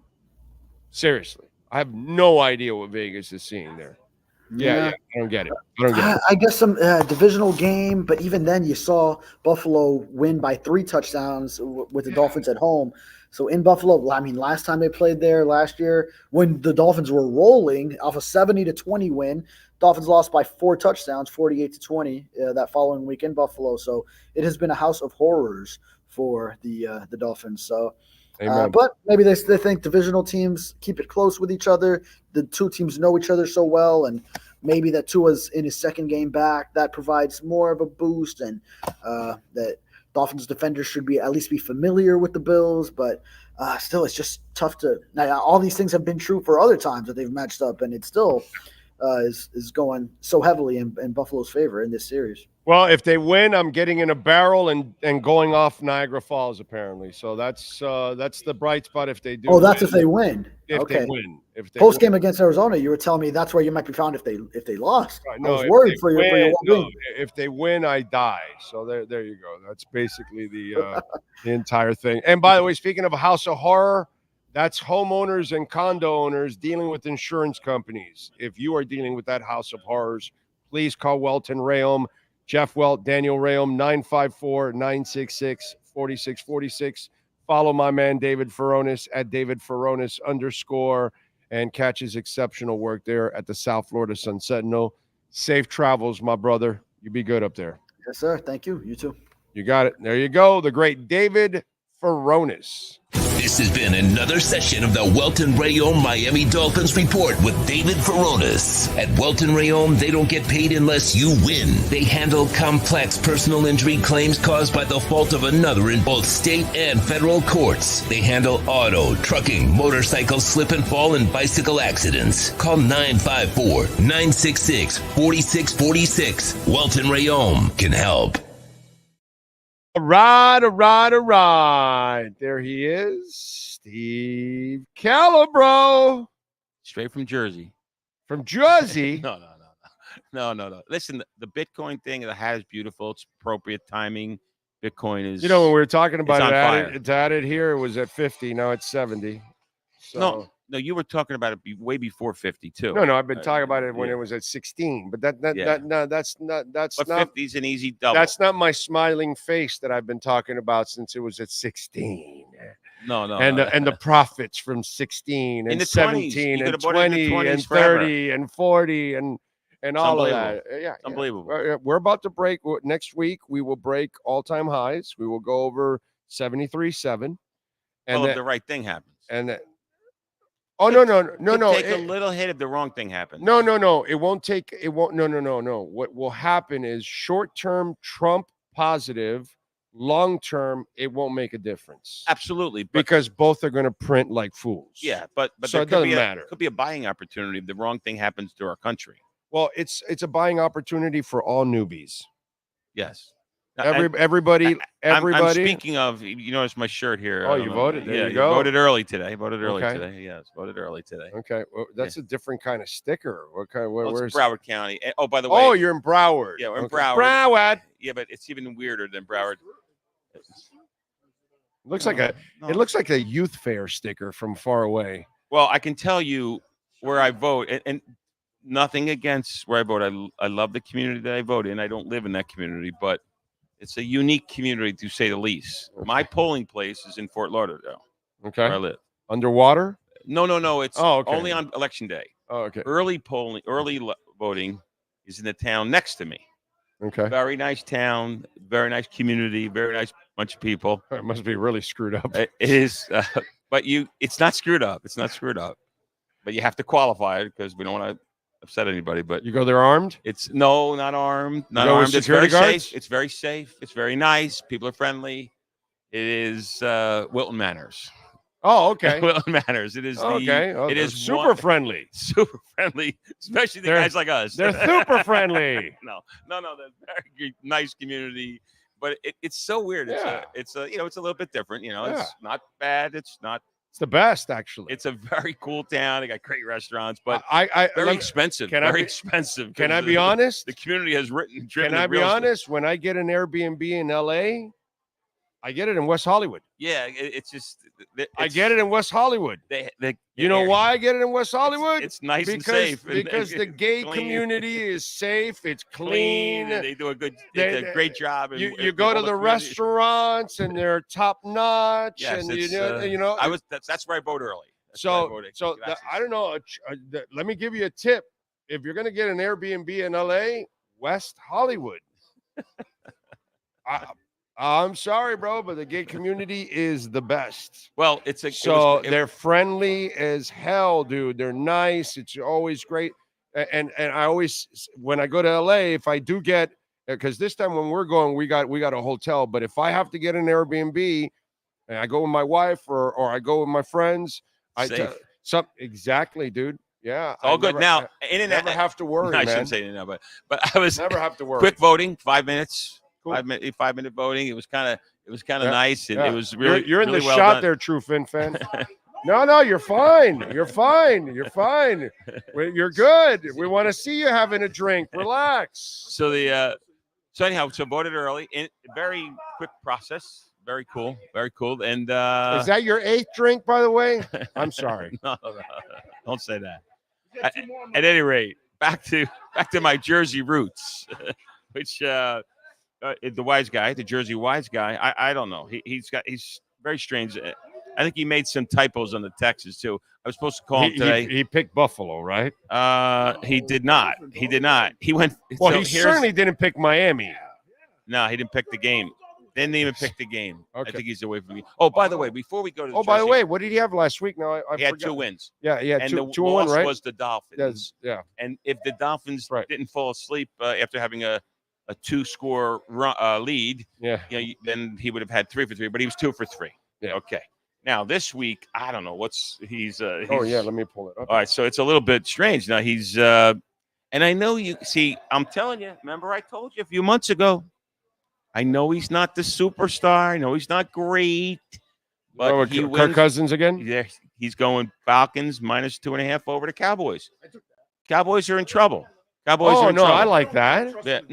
But you guys were a little bit anti-Kurt. I'm not anti-Kurt. If we're talking about big moment, I want nothing to do with This Kirk is not Cousins. a big moment. This Right. is just a regular moment. He's playing the quarterback that chokes in bigger moments. Yes.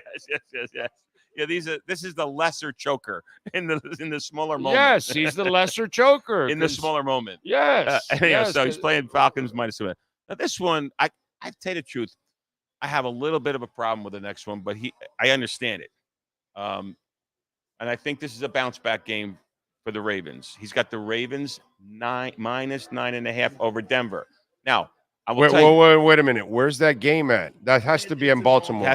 Baltimore. So it has to be in Baltimore. So here's the story on that one. I got to tell you, I don't like that. I don't like that either. I know. So Denver's defense is decent. Last week, and actually, the Bo Nix kid has played better than I'm not a Bo Nix guy, and he's played better than I expected. Last week, you're not going to believe what I did last week in my fantasy league. And by the way, I'm tied for first, 6-2. Nice. Tied with the Jersey wise guy and my other buddy from college. And it's actually -8 here right now. Oh, over and under. I might have dropped. Yeah. Oh, so let's go. -8 is a little better than -9.5. I would not lay the 9. I would take Denver. In my fantasy league last week, I was worried about Jaden Daniels. I have Jaden Daniels as my quarterback because he was hurt and blah, blah, blah, right?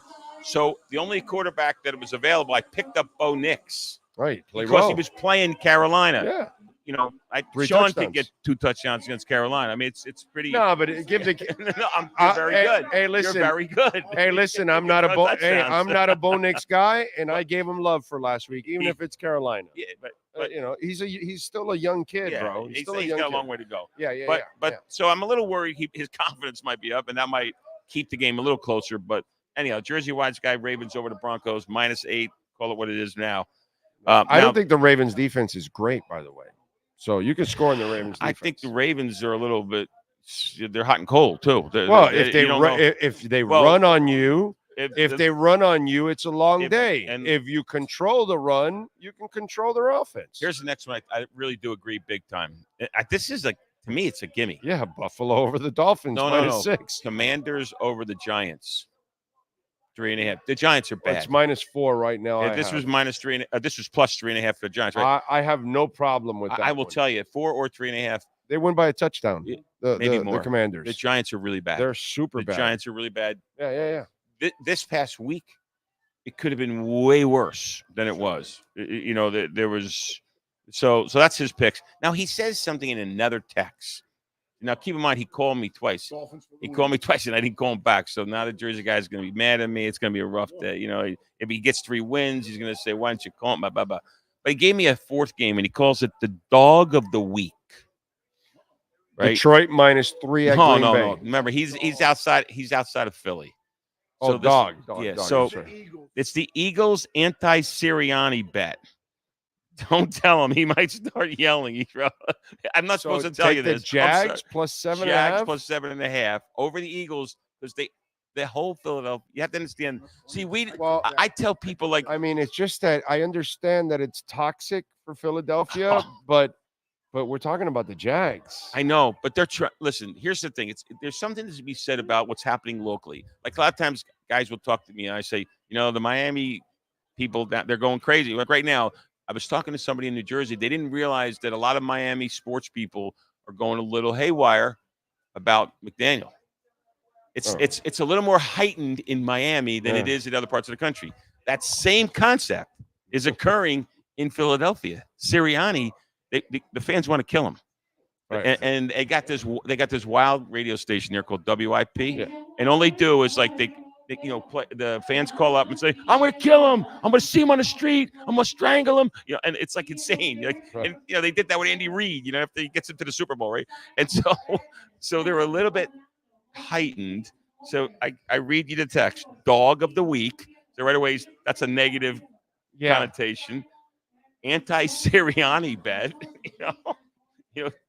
Don't tell anybody. It's just I'm not hard supposed to tell anybody. I just told the world, right? It's just hard to trust the 7.5. Jags. If it was 6.5, I'd be a little more comfortable. But 7.5 is, that's a lot of that's a big spread. I just can't trust the Jags. Anyhow, so I just wanted to look. I think the Jags could. But at any rate, that's the Jersey Wise Guys picks. He was 2 for 3 last week. Make sure you got your QR code up there, right? For sports betting with the Hialeah Park landing page for sports betting. And I just took a bunch of pictures of red Mercedes, pretty nice Mercedes, right? Wait, you said your Mercedes? You're giving it to me already? No, I didn't say. Well, I want a Mercedes. Oh, yes, you can have it for the day. Where's the keys, bro? You can have it for the day. Where's the keys? I want to drive off. I think there's a malfunction. You're like a malfunction on the system. You're like ABC posting Harris winning over Trump in some precinct or something. No, Did you see that thing? They were testing it and it went up live. It's like, oh shit! We're just testing it, man. Oh, I'm gonna tell you, I'm a little worried about the national scene. I'm not. I am going to laugh my ass off on Tuesday and Wednesday. Why? Because it's just going to be fun. Watching the Dems go crazy if the orangutan wins, and they'll be, I got to leave the country, and then vice versa. If she wins, the Trumpers, not the Republicans, the Trumpers, the hardcore Trumpers, they're going to lose their mind. They're going to act like Dodger fans winning the World Series. Yeah. Or Eagles fans winning the Super Bowl. Yes. So you can relate to that one. It's about the same thing. Yes. It's about the same thing. It's really not much of a difference, just different coast. You know what I'm saying? But, So, either way, it's – But listen. They're going to lose their mind. I guess what the rest of us that are like in the middle, we're like, what the hell is going on here? But if the Dems win – I guess people want eggs to be $12 a dozen and rent to be $4,000 instead of $3,000. Whatever, but that's what they want. I mean, I understand. Most of the time in my adult life, I've said about the presidential elections, both choices aren't good, right? No, but I mean, let's make the analogy. Your listeners are all sports fans, a lot of sports fans. So let's make the basketball analogy. You go way over the salary cap sometimes. Here we are. It's a basketball game. Yeah. You're coaching, Big O, right? Yeah. You got 5 guys in there, and at the halftime, it's like 70-38. Yeah. Right? And Sean says, "You think you're going to win with those 5 guys?" And there's 2 or 3 guys that were doing pretty good in practice, right? You put in a different lineup, right? Yeah. You make some adjustment. Oh, that's a good analogy would be, I'm going to segue to this. So you make an adjustment. You put that 6th man in, that 7th man in. And maybe that guy, holy crap, that 7th guy's he's a shooter or 2. I'm going to make the next leap. That's exactly what McDaniel doesn't do. No, I know that. He loses the majority. If there is no adjustments. If there was a record for the second half of his NFL games that he has coached, he's like a 300. He's like 3 out of 10. Yeah. He literally wins 3 out of 10 in terms of the second half of the game. That's his problem. So you got to make adjustments. So you got to make adjustments in basketball if your team's not scoring. You got to make adjustments in football if Mike Daniels at halftime. He doesn't know how to do it. In life, you should make adjustments if your prices you go to Publix and eggs are off the chart. But try somebody else. You can't do anything about that because you can at least vote. You can vote, but it doesn't matter because the last guy printed 8 trillion. This guy printed 8 trillion. It's what they do when they print the 8 trillion. But either way, the money gets devalued. So the 8 trillion that was printed during those 4 years, it doesn't hurt you during those 4 years. It hurts you after. And then this guy added another 8 trillion. And so the next president has to then remember when Trump printed the 8 trillion, it was a quarter of our total deficit. Yeah. The guy added a quarter of our total deficit in 4 years. Biden has done the same thing now. So those two guys have added more to our deficit combined. I don't care about either side. But maybe somebody else will do something better. But that's where all the inflation is coming from devaluing the money by putting so much out there. Why you're in Bitcoin. That's why I'm in Bitcoin, because I my get it. dollar grows instead of shrinks. That's get why it. I tell everybody you don't have a savings account. You have what? A Bitcoin account. Because if you have a savings account, you're an idiot. Well, you're going backwards. You're going backwards. Yeah, you're going backwards, yeah. Your $100 this month is $96 next month. And 6 months from now, it's $82. And so 6 months from now, your $100 is $125 in Bitcoin. But my fear That's the difference. You're buying more eggs with Bitcoin and you're buying more. I think personally. But if you keep printing, which they both will print, it doesn't matter. But I think she'll be worse. They proved it here in the last 8 years. She'll be significantly worse. Just based on record. Based on record, yeah, she'll be worse. Well, because they'll both be bad. I think she's worse. No, they're both bad, but the track record is that one side taxes you more than the other, and that's always been the case, and that's it. Blue taxes you more than red. It's always been like that. And so think about it. So your grocery bill went up, your rent went up, and now you want your taxes to go up. There's a plan. And your money. There's a hell of a plan. And your money's going backwards. Getting diluted. Yeah, your money's going backwards. Your groceries are up. Your rent's up. Your gas is up. Let's raise our taxes. Listen to Paul Tudor this week. He manages billions of dollars. All roads lead to inflation, like he said. And that's why he said everybody's sticking their money in commodities. Because gold is not going to go down. Bitcoin's not going to go down. Silver's not going to go down. Microsoft is not going to go down. Amazon's not going to go down. Tesla's not going to go down. Nvidia is not going to go down. So Amazon was great today. Put your money in commodities, because your money is going to grow in those commodities. If you leave it in the bank or in the mattress, wherever the hell you keep it. No, that's insanity. That's insanity. That's Microsoft now is in the middle of voting, because they have billions of dollars in their reserves. And they're like, well, should we put it in Bitcoin? I mean, they're smart enough to kind of figure out, we maybe should put some of our reserves into Bitcoin, because cash sitting there buys you less next day, the next week, the next month. And people just have not figured out that math yet. And I've been trying to explain that math here with Bitcoin for almost 5 years now. And you've been on. I could tell you another thing that wasn't bad though, and it's probably dried up a little now though.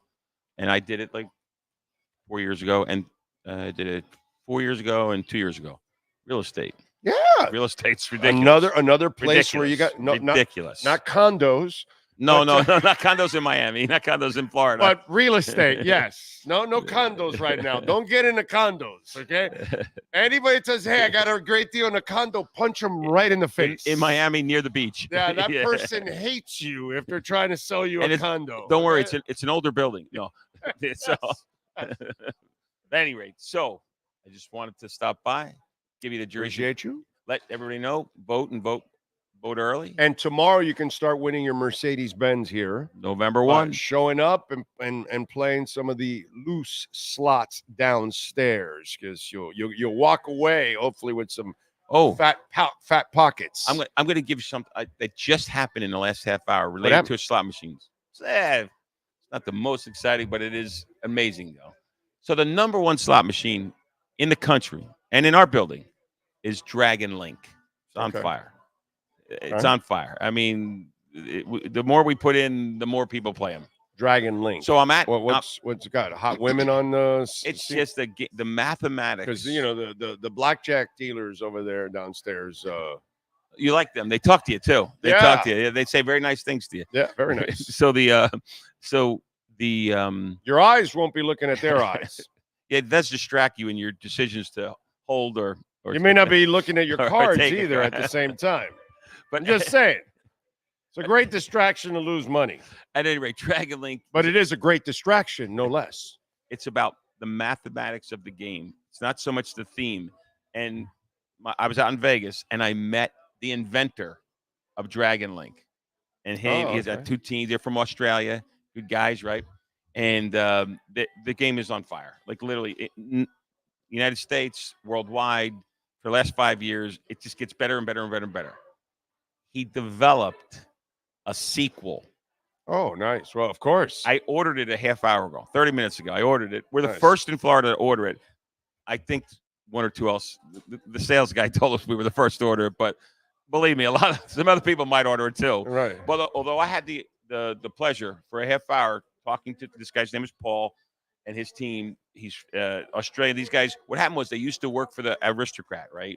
So they knew slot machines, they knew casinos, they knew how to make a slot machine. And they went out on their own and created a slot machine lab. And they created Dragon Link.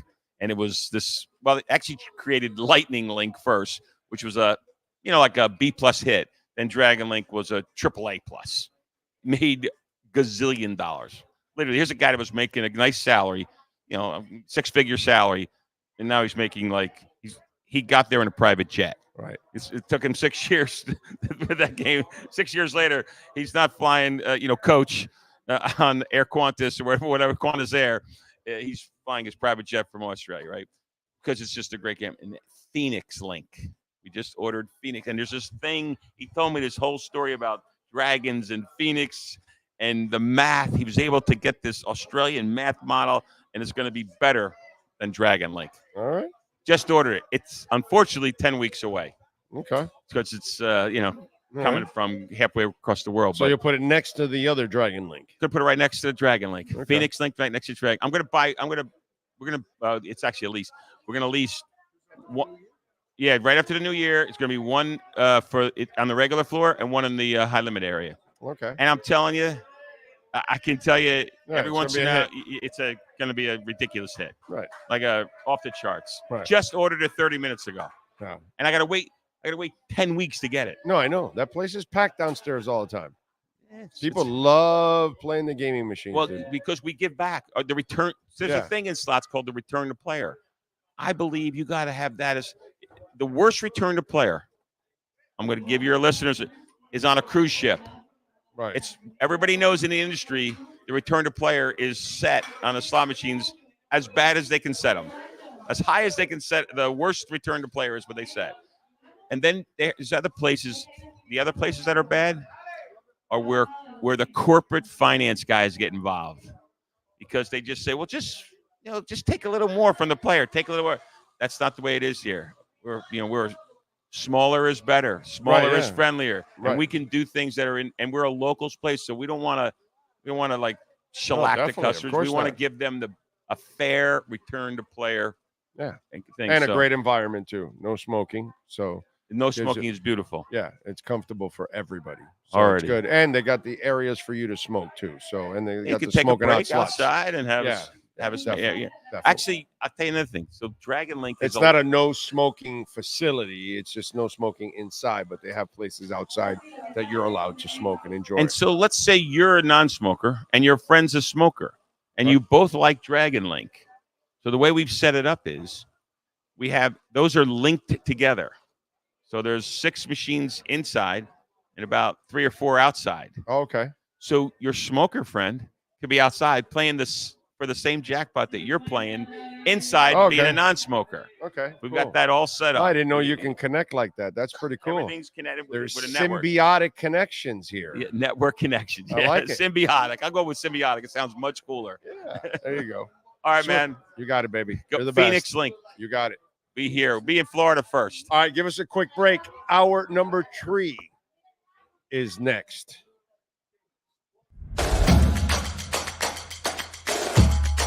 Welcome to Caneswear. New store, new items, same great experience. Family owned and operated since 2010, Caneswear has the latest merchandise from the Miami Hurricanes, Miami Dolphins, Florida Panthers, Inter Miami CF, and more. Come visit us at our store in Davie on University Drive, just south of 595, or online at caneswear.com. Caneswear, the spot Miami fans shop. The lost city of Atlantis reveals its secrets at Toyota of Hollywood. Get legendary deals on over 2,000 Toyotas, like a 2024 Corolla, not $24,000, $20,988. Unlock the wonders of 0% financing for 5 full years, 0 down. Rediscover Atlantis at Toyota of Hollywood on 441 between Hollywood Boulevard and Sheridan Street. Open till midnight. Hi, this is Jeff Welt from Welt & Rayom. Dan and I have been in business together for over 22 years. We're not your typical lawyers. When Dan's not working in the office, he's flying his stunt plane. When I'm not in the office, I'm either getting tattooed, bowling, riding a motorcycle, or going to concerts. We might not be your typical attorneys, but we are aggressive attorneys, and we'll do whatever it takes to get you what you deserve. Consultations are always free. Call us anytime, 24/7. Welt & Rayom can help. Oh, great. You have a doorbell camera. Now you have a front row seat to your house getting robbed. They're breaking into my house! Ooh, there goes the TV. I'm sure it'll turn up at the pawn shop. No, not the TV! Just because you can see them, that doesn't mean you can stop them. With Slogans, you get 24-hour monitoring, a free home security system, and professional installation. Plus, free doorbell camera, one that'll actually work for you. Get out of my house! Get out of the house! Call 1-800-ALARM.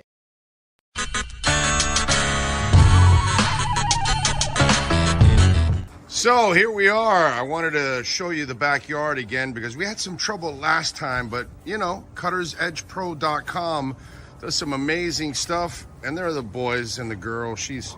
They're having fun. There we go. Right, Maiden? Right, Bono?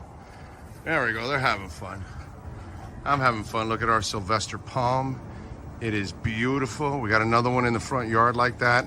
You can take your home and landscaping to the next level. And the artificial turf, look at that. Look at that. The two dinosaurs going at it, huh? Look at that. I gotta love the dinosaurs. Look at them. They like to bite each other's legs.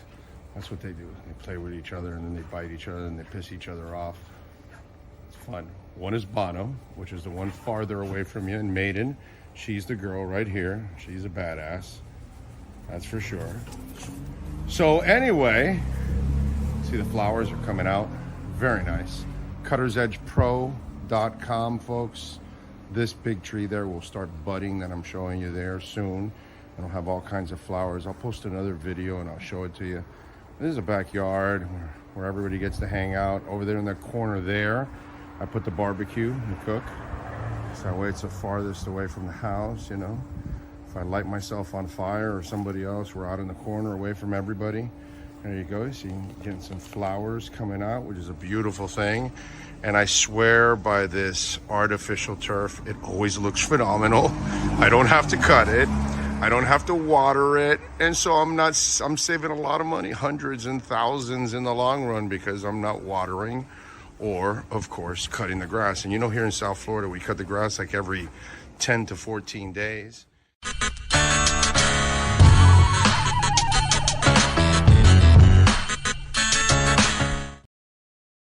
There's just one place to celebrate our happy new model year. Acura of Pembroke Pines. Plus last chance savings on a 2024 RDX. $379 a month at Acura of Pembroke Pines.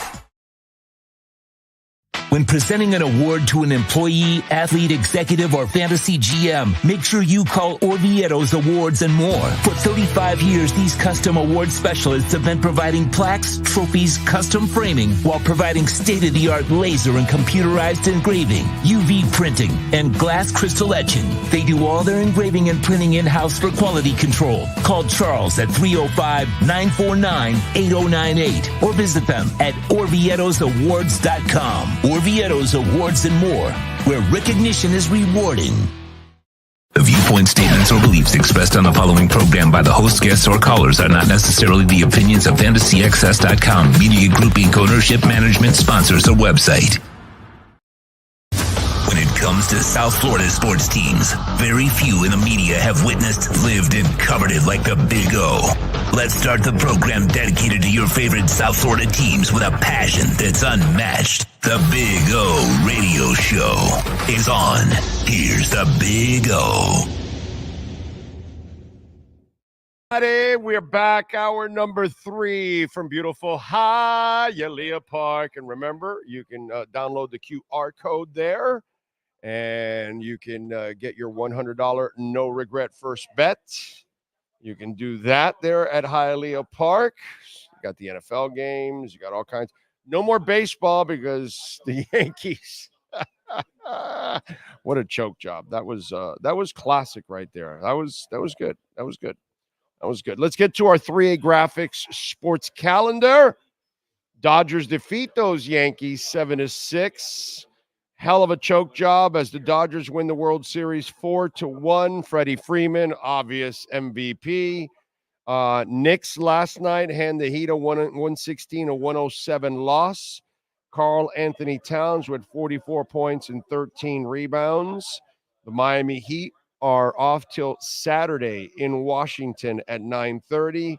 Friday afternoon at 1 o'clock in Finland. Panthers are taking on the Dallas Stars, and then they face them again on Saturday too. Saturday at noon, Duke and UM. That'll be number 5, UM favored by 20.5 against Duke. And then Saturday at 7, Atlanta is hosting Inter Miami MLS playoffs, 7 o'clock. Tonight in the NFL, the Houston Texans and the New York Jets, 8:15. Jets are favored by 1.5. I kind of like the Texans today, man. Texans and the over and under is 42.5. And on Sunday at 1 o'clock, Dolphins visit the Bills. The Bills are favored by 6. We will start our pregame show at 11 a.m. live from the River Pub in Niagara. So if you live in that area, Rochester, Buffalo, Niagara, and you're a fan of the Dolphins and you're a fan of our platform, please come on out, man. Sean and I are going to be out there broadcasting, having some fun. So appreciate all of you out there. Thank you. That is your 3A Graphics sports calendar. Call my guy, Alan Blanco, 786-618-1443. Custom printing and embroidery. All right. Let's see. What else do we have going on in the world of deportes? Yesterday, the Heat losing to the Knicks, and I didn't talk about it too much yesterday when they were playing that game, but one of the things that I was going to mention, the Knicks came in at 1-2 and Miami was 2-1. The Knicks had played Boston, Indy, and Cleveland. 3 playoff teams, basically. Miami had played Orlando, Charlotte, and Detroit. 1 playoff team. And they weren't really tested, and they were smoked by that 1 playoff team. And then last night, you saw it. They hung in there early on. It wasn't pretty or anything, but then the third quarter came around, and it was over, and they couldn't control Karl Anthony Towns, and Bam had, foul trouble in the first half, all of that. The one thing that I'm seeing from all of this, we are doing a disservice to one player. We are setting up a player for failure. And I seem to be the only voice of reason in all of this. And again, this has nothing to do, I don't dislike Ryan Tannehill. I just know what he was as a player and how limited he was. And I knew he wasn't really ever going to be a guy. Not that I rooted against him when he was playing for the Dolphins. And I love Bam Adebayo. I think Bam Adebayo is a perfect number 3 on a team. I really do. And as you all know, I don't call him a star. I call him a super role player. Stars carry your franchise offensively. He's not a star. He's a hell of a player, but he's a super role player is what he is. He takes role player to a level that is rarely ever seen before. That's how good he is. I don't never want to get rid of Bam. But Bam's the number 3. Should the number 3 be the face of your organization? Because I saw Dwayne Wade, how he said Adebayo's the next face of the Miami Heat. It's not pressure, it's just opportunity. Have you not watched this young man? Did you not watch him last night? Did you not watch him the night before, the year before that? He's fantastic at setting you a screen and defending players and rebounding. He's never going to lead your franchise. He's not the guy that has dog in him to score at will. That's not who he is. He's never been programmed to say, time to be selfish, time for me to take over because this is what's best for my team. That's never been in Bam Adebayo's DNA. And if writers, if the Heat organization, if announcers, if fans, if Wade, you guys want to push that on him when he doesn't live up to it because he doesn't live up to it constantly, don't blame him for your terrible expectations. Don't blame him because you misjudge what he is as a player. He's not the face of a franchise. Your number 3 is not the face of your franchise. Your number 1 is you don't have one. I mean, it's Jimmy Butler by default right now because that's the best you have. That's the most proven thing you have. But really, Wade is a face. Alonzo Mourning is a face. That's what a face of a franchise is. When you put Bam, it's not to demean him or in any way. You are lowering the standard of your team. Okay? Is he the example you want setting for players? Yeah, definitely. Culture-wise, all that kind of stuff, yeah. Is he the face of the No, he's not. No, UD's not the face of your franchise either. UD was the, what's that called? The DNA is what you want players to be, to play like. Same thing with Bam. Same thing. But the face of your franchise has to be Dan Marino, has to be Dwayne Wade, has to be Sasha Barkov, has to be Kachuk. That's faces of your franchise. People that are really willing to carry the load. You know what I'm saying? And Bam's just never been that guy. And I kind of feel that we're doing a disservice to him, not me at least, but a lot of people out there that are trying to prop him up as the face of the franchise. It's not right for him, man. It's not right because now you expect him to be Wade and Zoe and stuff, and that's not who he is. And he's never going to turn it on like Butler and take over a game. That's not who he is. And every time there's been injuries with Butler or anybody else, he has an opportunity to take over and be the guy, and he doesn't because it's not who he is. He's there more to serve. He's there more to support. He's there to defend, but he's not there to carry. It's just not. And so I think at times that's where I think we're doing a disservice to Bam Adebayo. He's 27 years old. He's been in the league 7 years, and we've never, ever seen offensive dog. Who becomes an offensive dog after 7 years? I don't know. I don't remember seeing that. So that's where I just think it would be crazy. Kind of like expecting a win in Buffalo. Will I be praying for one? Will I be hoping for one? Yes. Am I expecting one? Hell no. Miami hasn't won in Buffalo since 2016. Would it be a great win? Oh my God, yes. Is it realistic? No. You know, the twisted part about that is we would all love to see them go up there and win against Buffalo. But the worst part is, if you're the Dolphins, you can't go up and win against Buffalo and then go lay eggs after that. So Miami is in a position where they not only must win against Buffalo, but must go on a streak. Because if you lose Buffalo, then lose 2 of your next 3, the Buffalo win doesn't end up really meaning that much. Because in order to beat Buffalo, the way you really want to beat Buffalo, the way true Fin fan really wants to beat Buffalo, the way Sean really wants to beat Buffalo, it's not by fluke. It's because you're better. That's the day that's the threshold you need to cross. And this is where, it becomes insurmountable right now because you're 2-4, 2-5, 2-5, right? 2-5. You're facing 2-6. Okay. But if you go 3-5 and there's an inkling of hope, but then you go and lay an egg after that, it doesn't matter. So, yeah, I would love to win against Buffalo, but I need you to win a whole bunch of games in a row for that Buffalo win to mean something.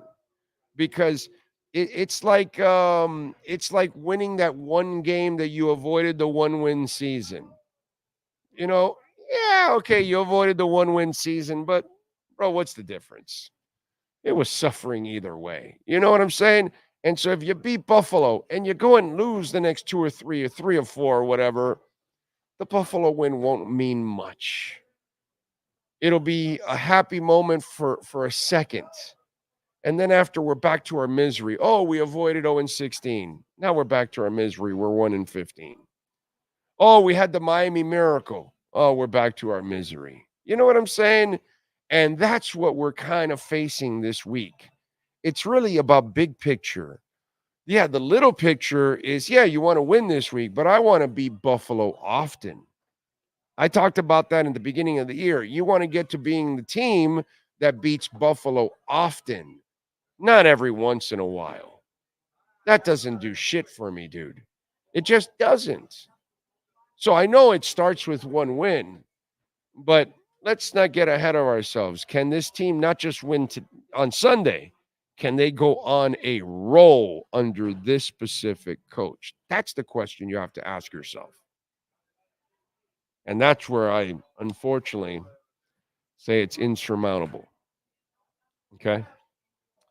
By the way, let's go through a little music. Here we go. Let me get to it here. All right, let's go with musicians born on this date. Charles Moniz, bassist for Avril Lavigne's band, and also the drummer for a band named Grade, if you happen to be a fan of that one. Roger Stevens. Oh, by the way, Charles was born in 1980. Roger Stevens, born in 1970, guitarist for Blind Lemon. Let's see, Johnny Moeller, born in 1970, blues guitarist for the Fabulous Thunderbirds. Let's see, Malin Berggren from the Swedish group Ace of Base. How about that? What else? Adam Horowitz with the Beastie Boys, Ad Rock. Born on my date in 1966, in my year. Let's see, who else? Annabella Lwin, a woman that a lot of guys enjoyed looking at and performing back in the 80s because she kept telling you, I want candy. Boom, boom, boom. And by the way, you sickos, she was 16 years old when she was on that album cover. Good thing is, so was I. Anyway, Annabelle, happy birthday, born in 1965. Mickey D, drummer for Motorhead, born in 1963. Johnny Marr, the great Johnny Marr with the Smiths, born in 1963 on this date. The great Larry Mullen, drummer for U2, born on this date in 1961. Bernard Edwards, producer and member of Chic, born in 1952. We lost him in 1996. And that is it for musicians. Let's go with famous folk. Also celebrating birthdays today, Christopher Columbus, born on this date in 1451. We just lost him in 1506, just right around the corner. It's amazing. It was just like yesterday that we lost him. Rob Schneider, 61 today. Vanilla Ice is 51. I guess that's why they didn't put him in musicians, because he's not a musician. Marcus Rashford, he's 27 today, soccer player. Nick Saban is 73 years old today. Letitia Wright, movie actress, is 31. John Candy was born on this date in 1950. We lost him, in 94, That is the bro. perfect person to 30 be. years, bro. It's been the John Candy, bro. 30 years, dude. Yeah. I can't believe it's been 30 years that John Candy died. Wow. What are you going to say? 94, huh? 94, dude. Man, that was a year after I got out of high school. That John Candy, born on Halloween, that's like perfect. Isn't it? That's just John Candy, born on Halloween. I like that. Not get better than that. I like that. And he liked football. You know, they're selling you food. Yeah. And he was perfect in disguise, too. Yeah. He had all those characters. Definitely. I like that. John Candy. Makes sense now. Uncle Halloween. Buck's been on a lot lately. Maybe that's part of the reasoning. A classic. He is part of so many classics.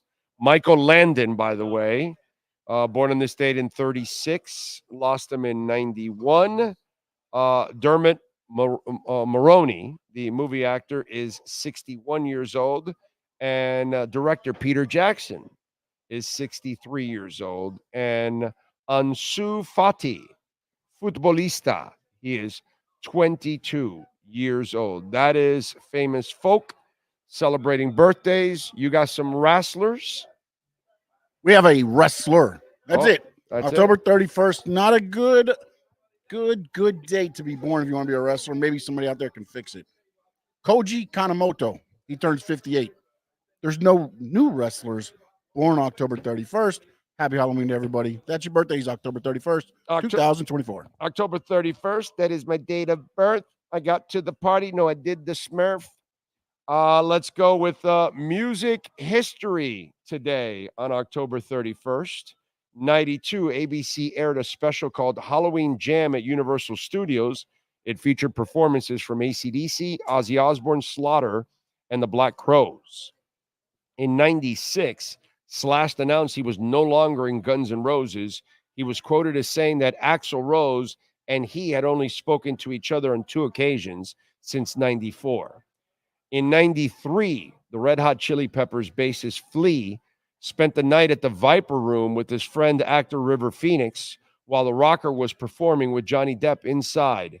River collapsed outside. Flea found out and left the stage to be with Phoenix, riding with him to the hospital where River died due to the drugs. I had no idea. I didn't know that Flea was with River Phoenix that night in the ambulance on the way to the hospital. Wow, that's a nugget I did not know.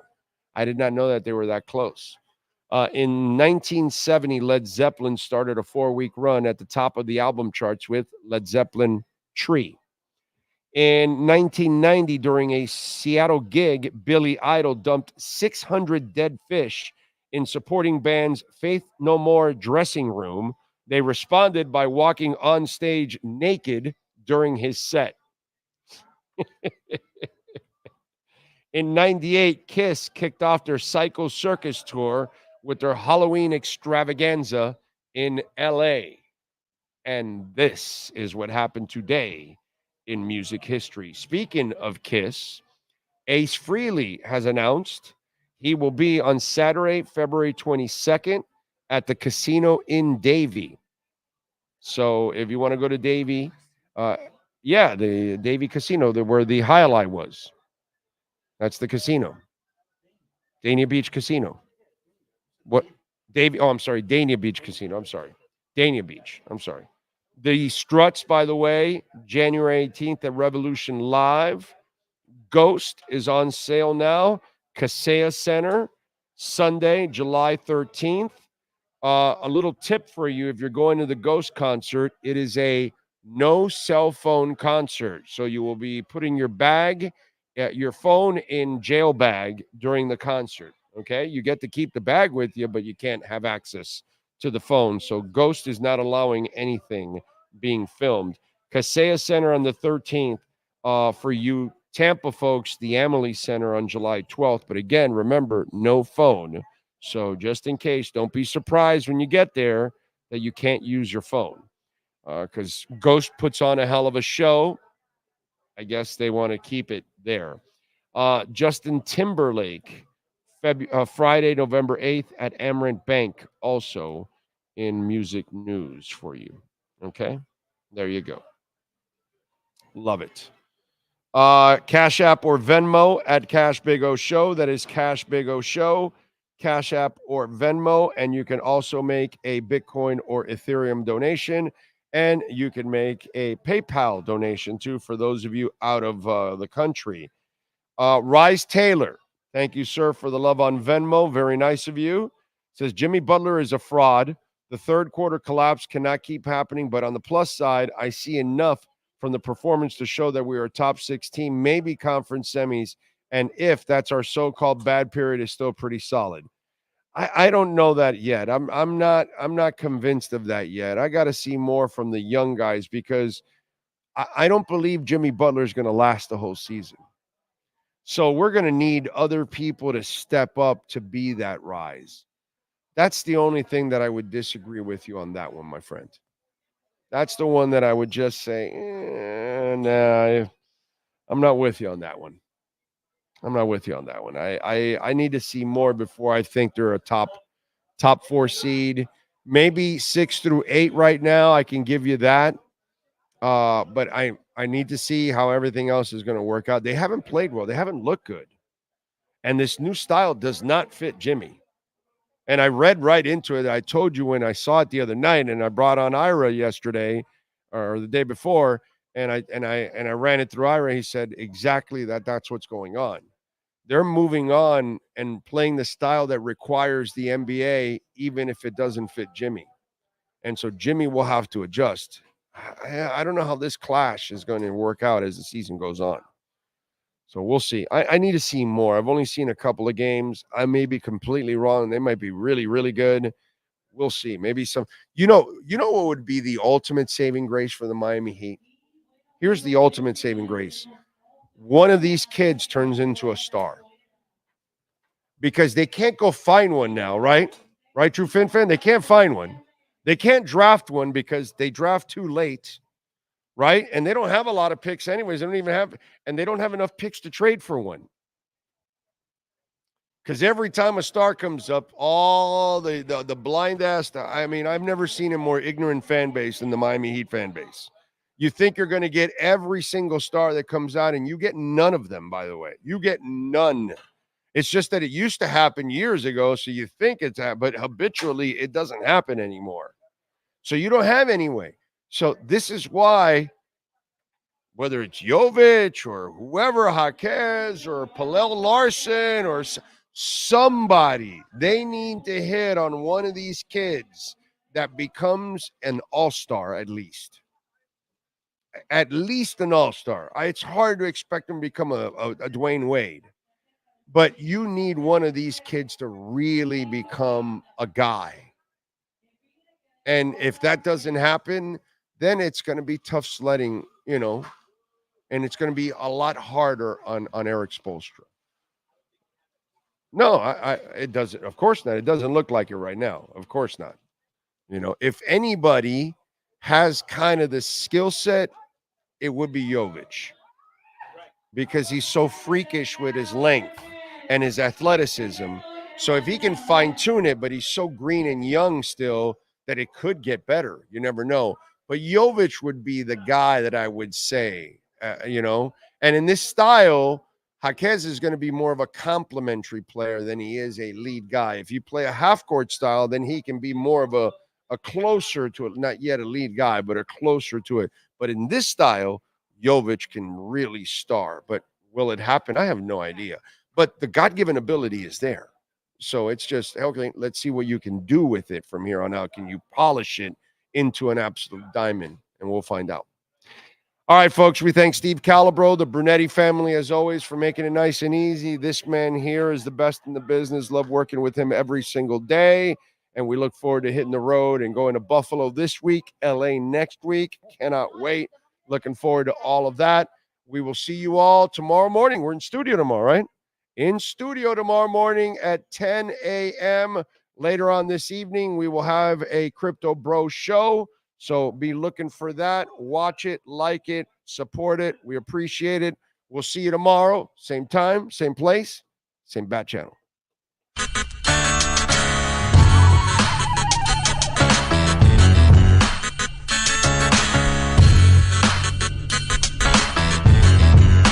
This is the Big O Show. This is the Big O Show.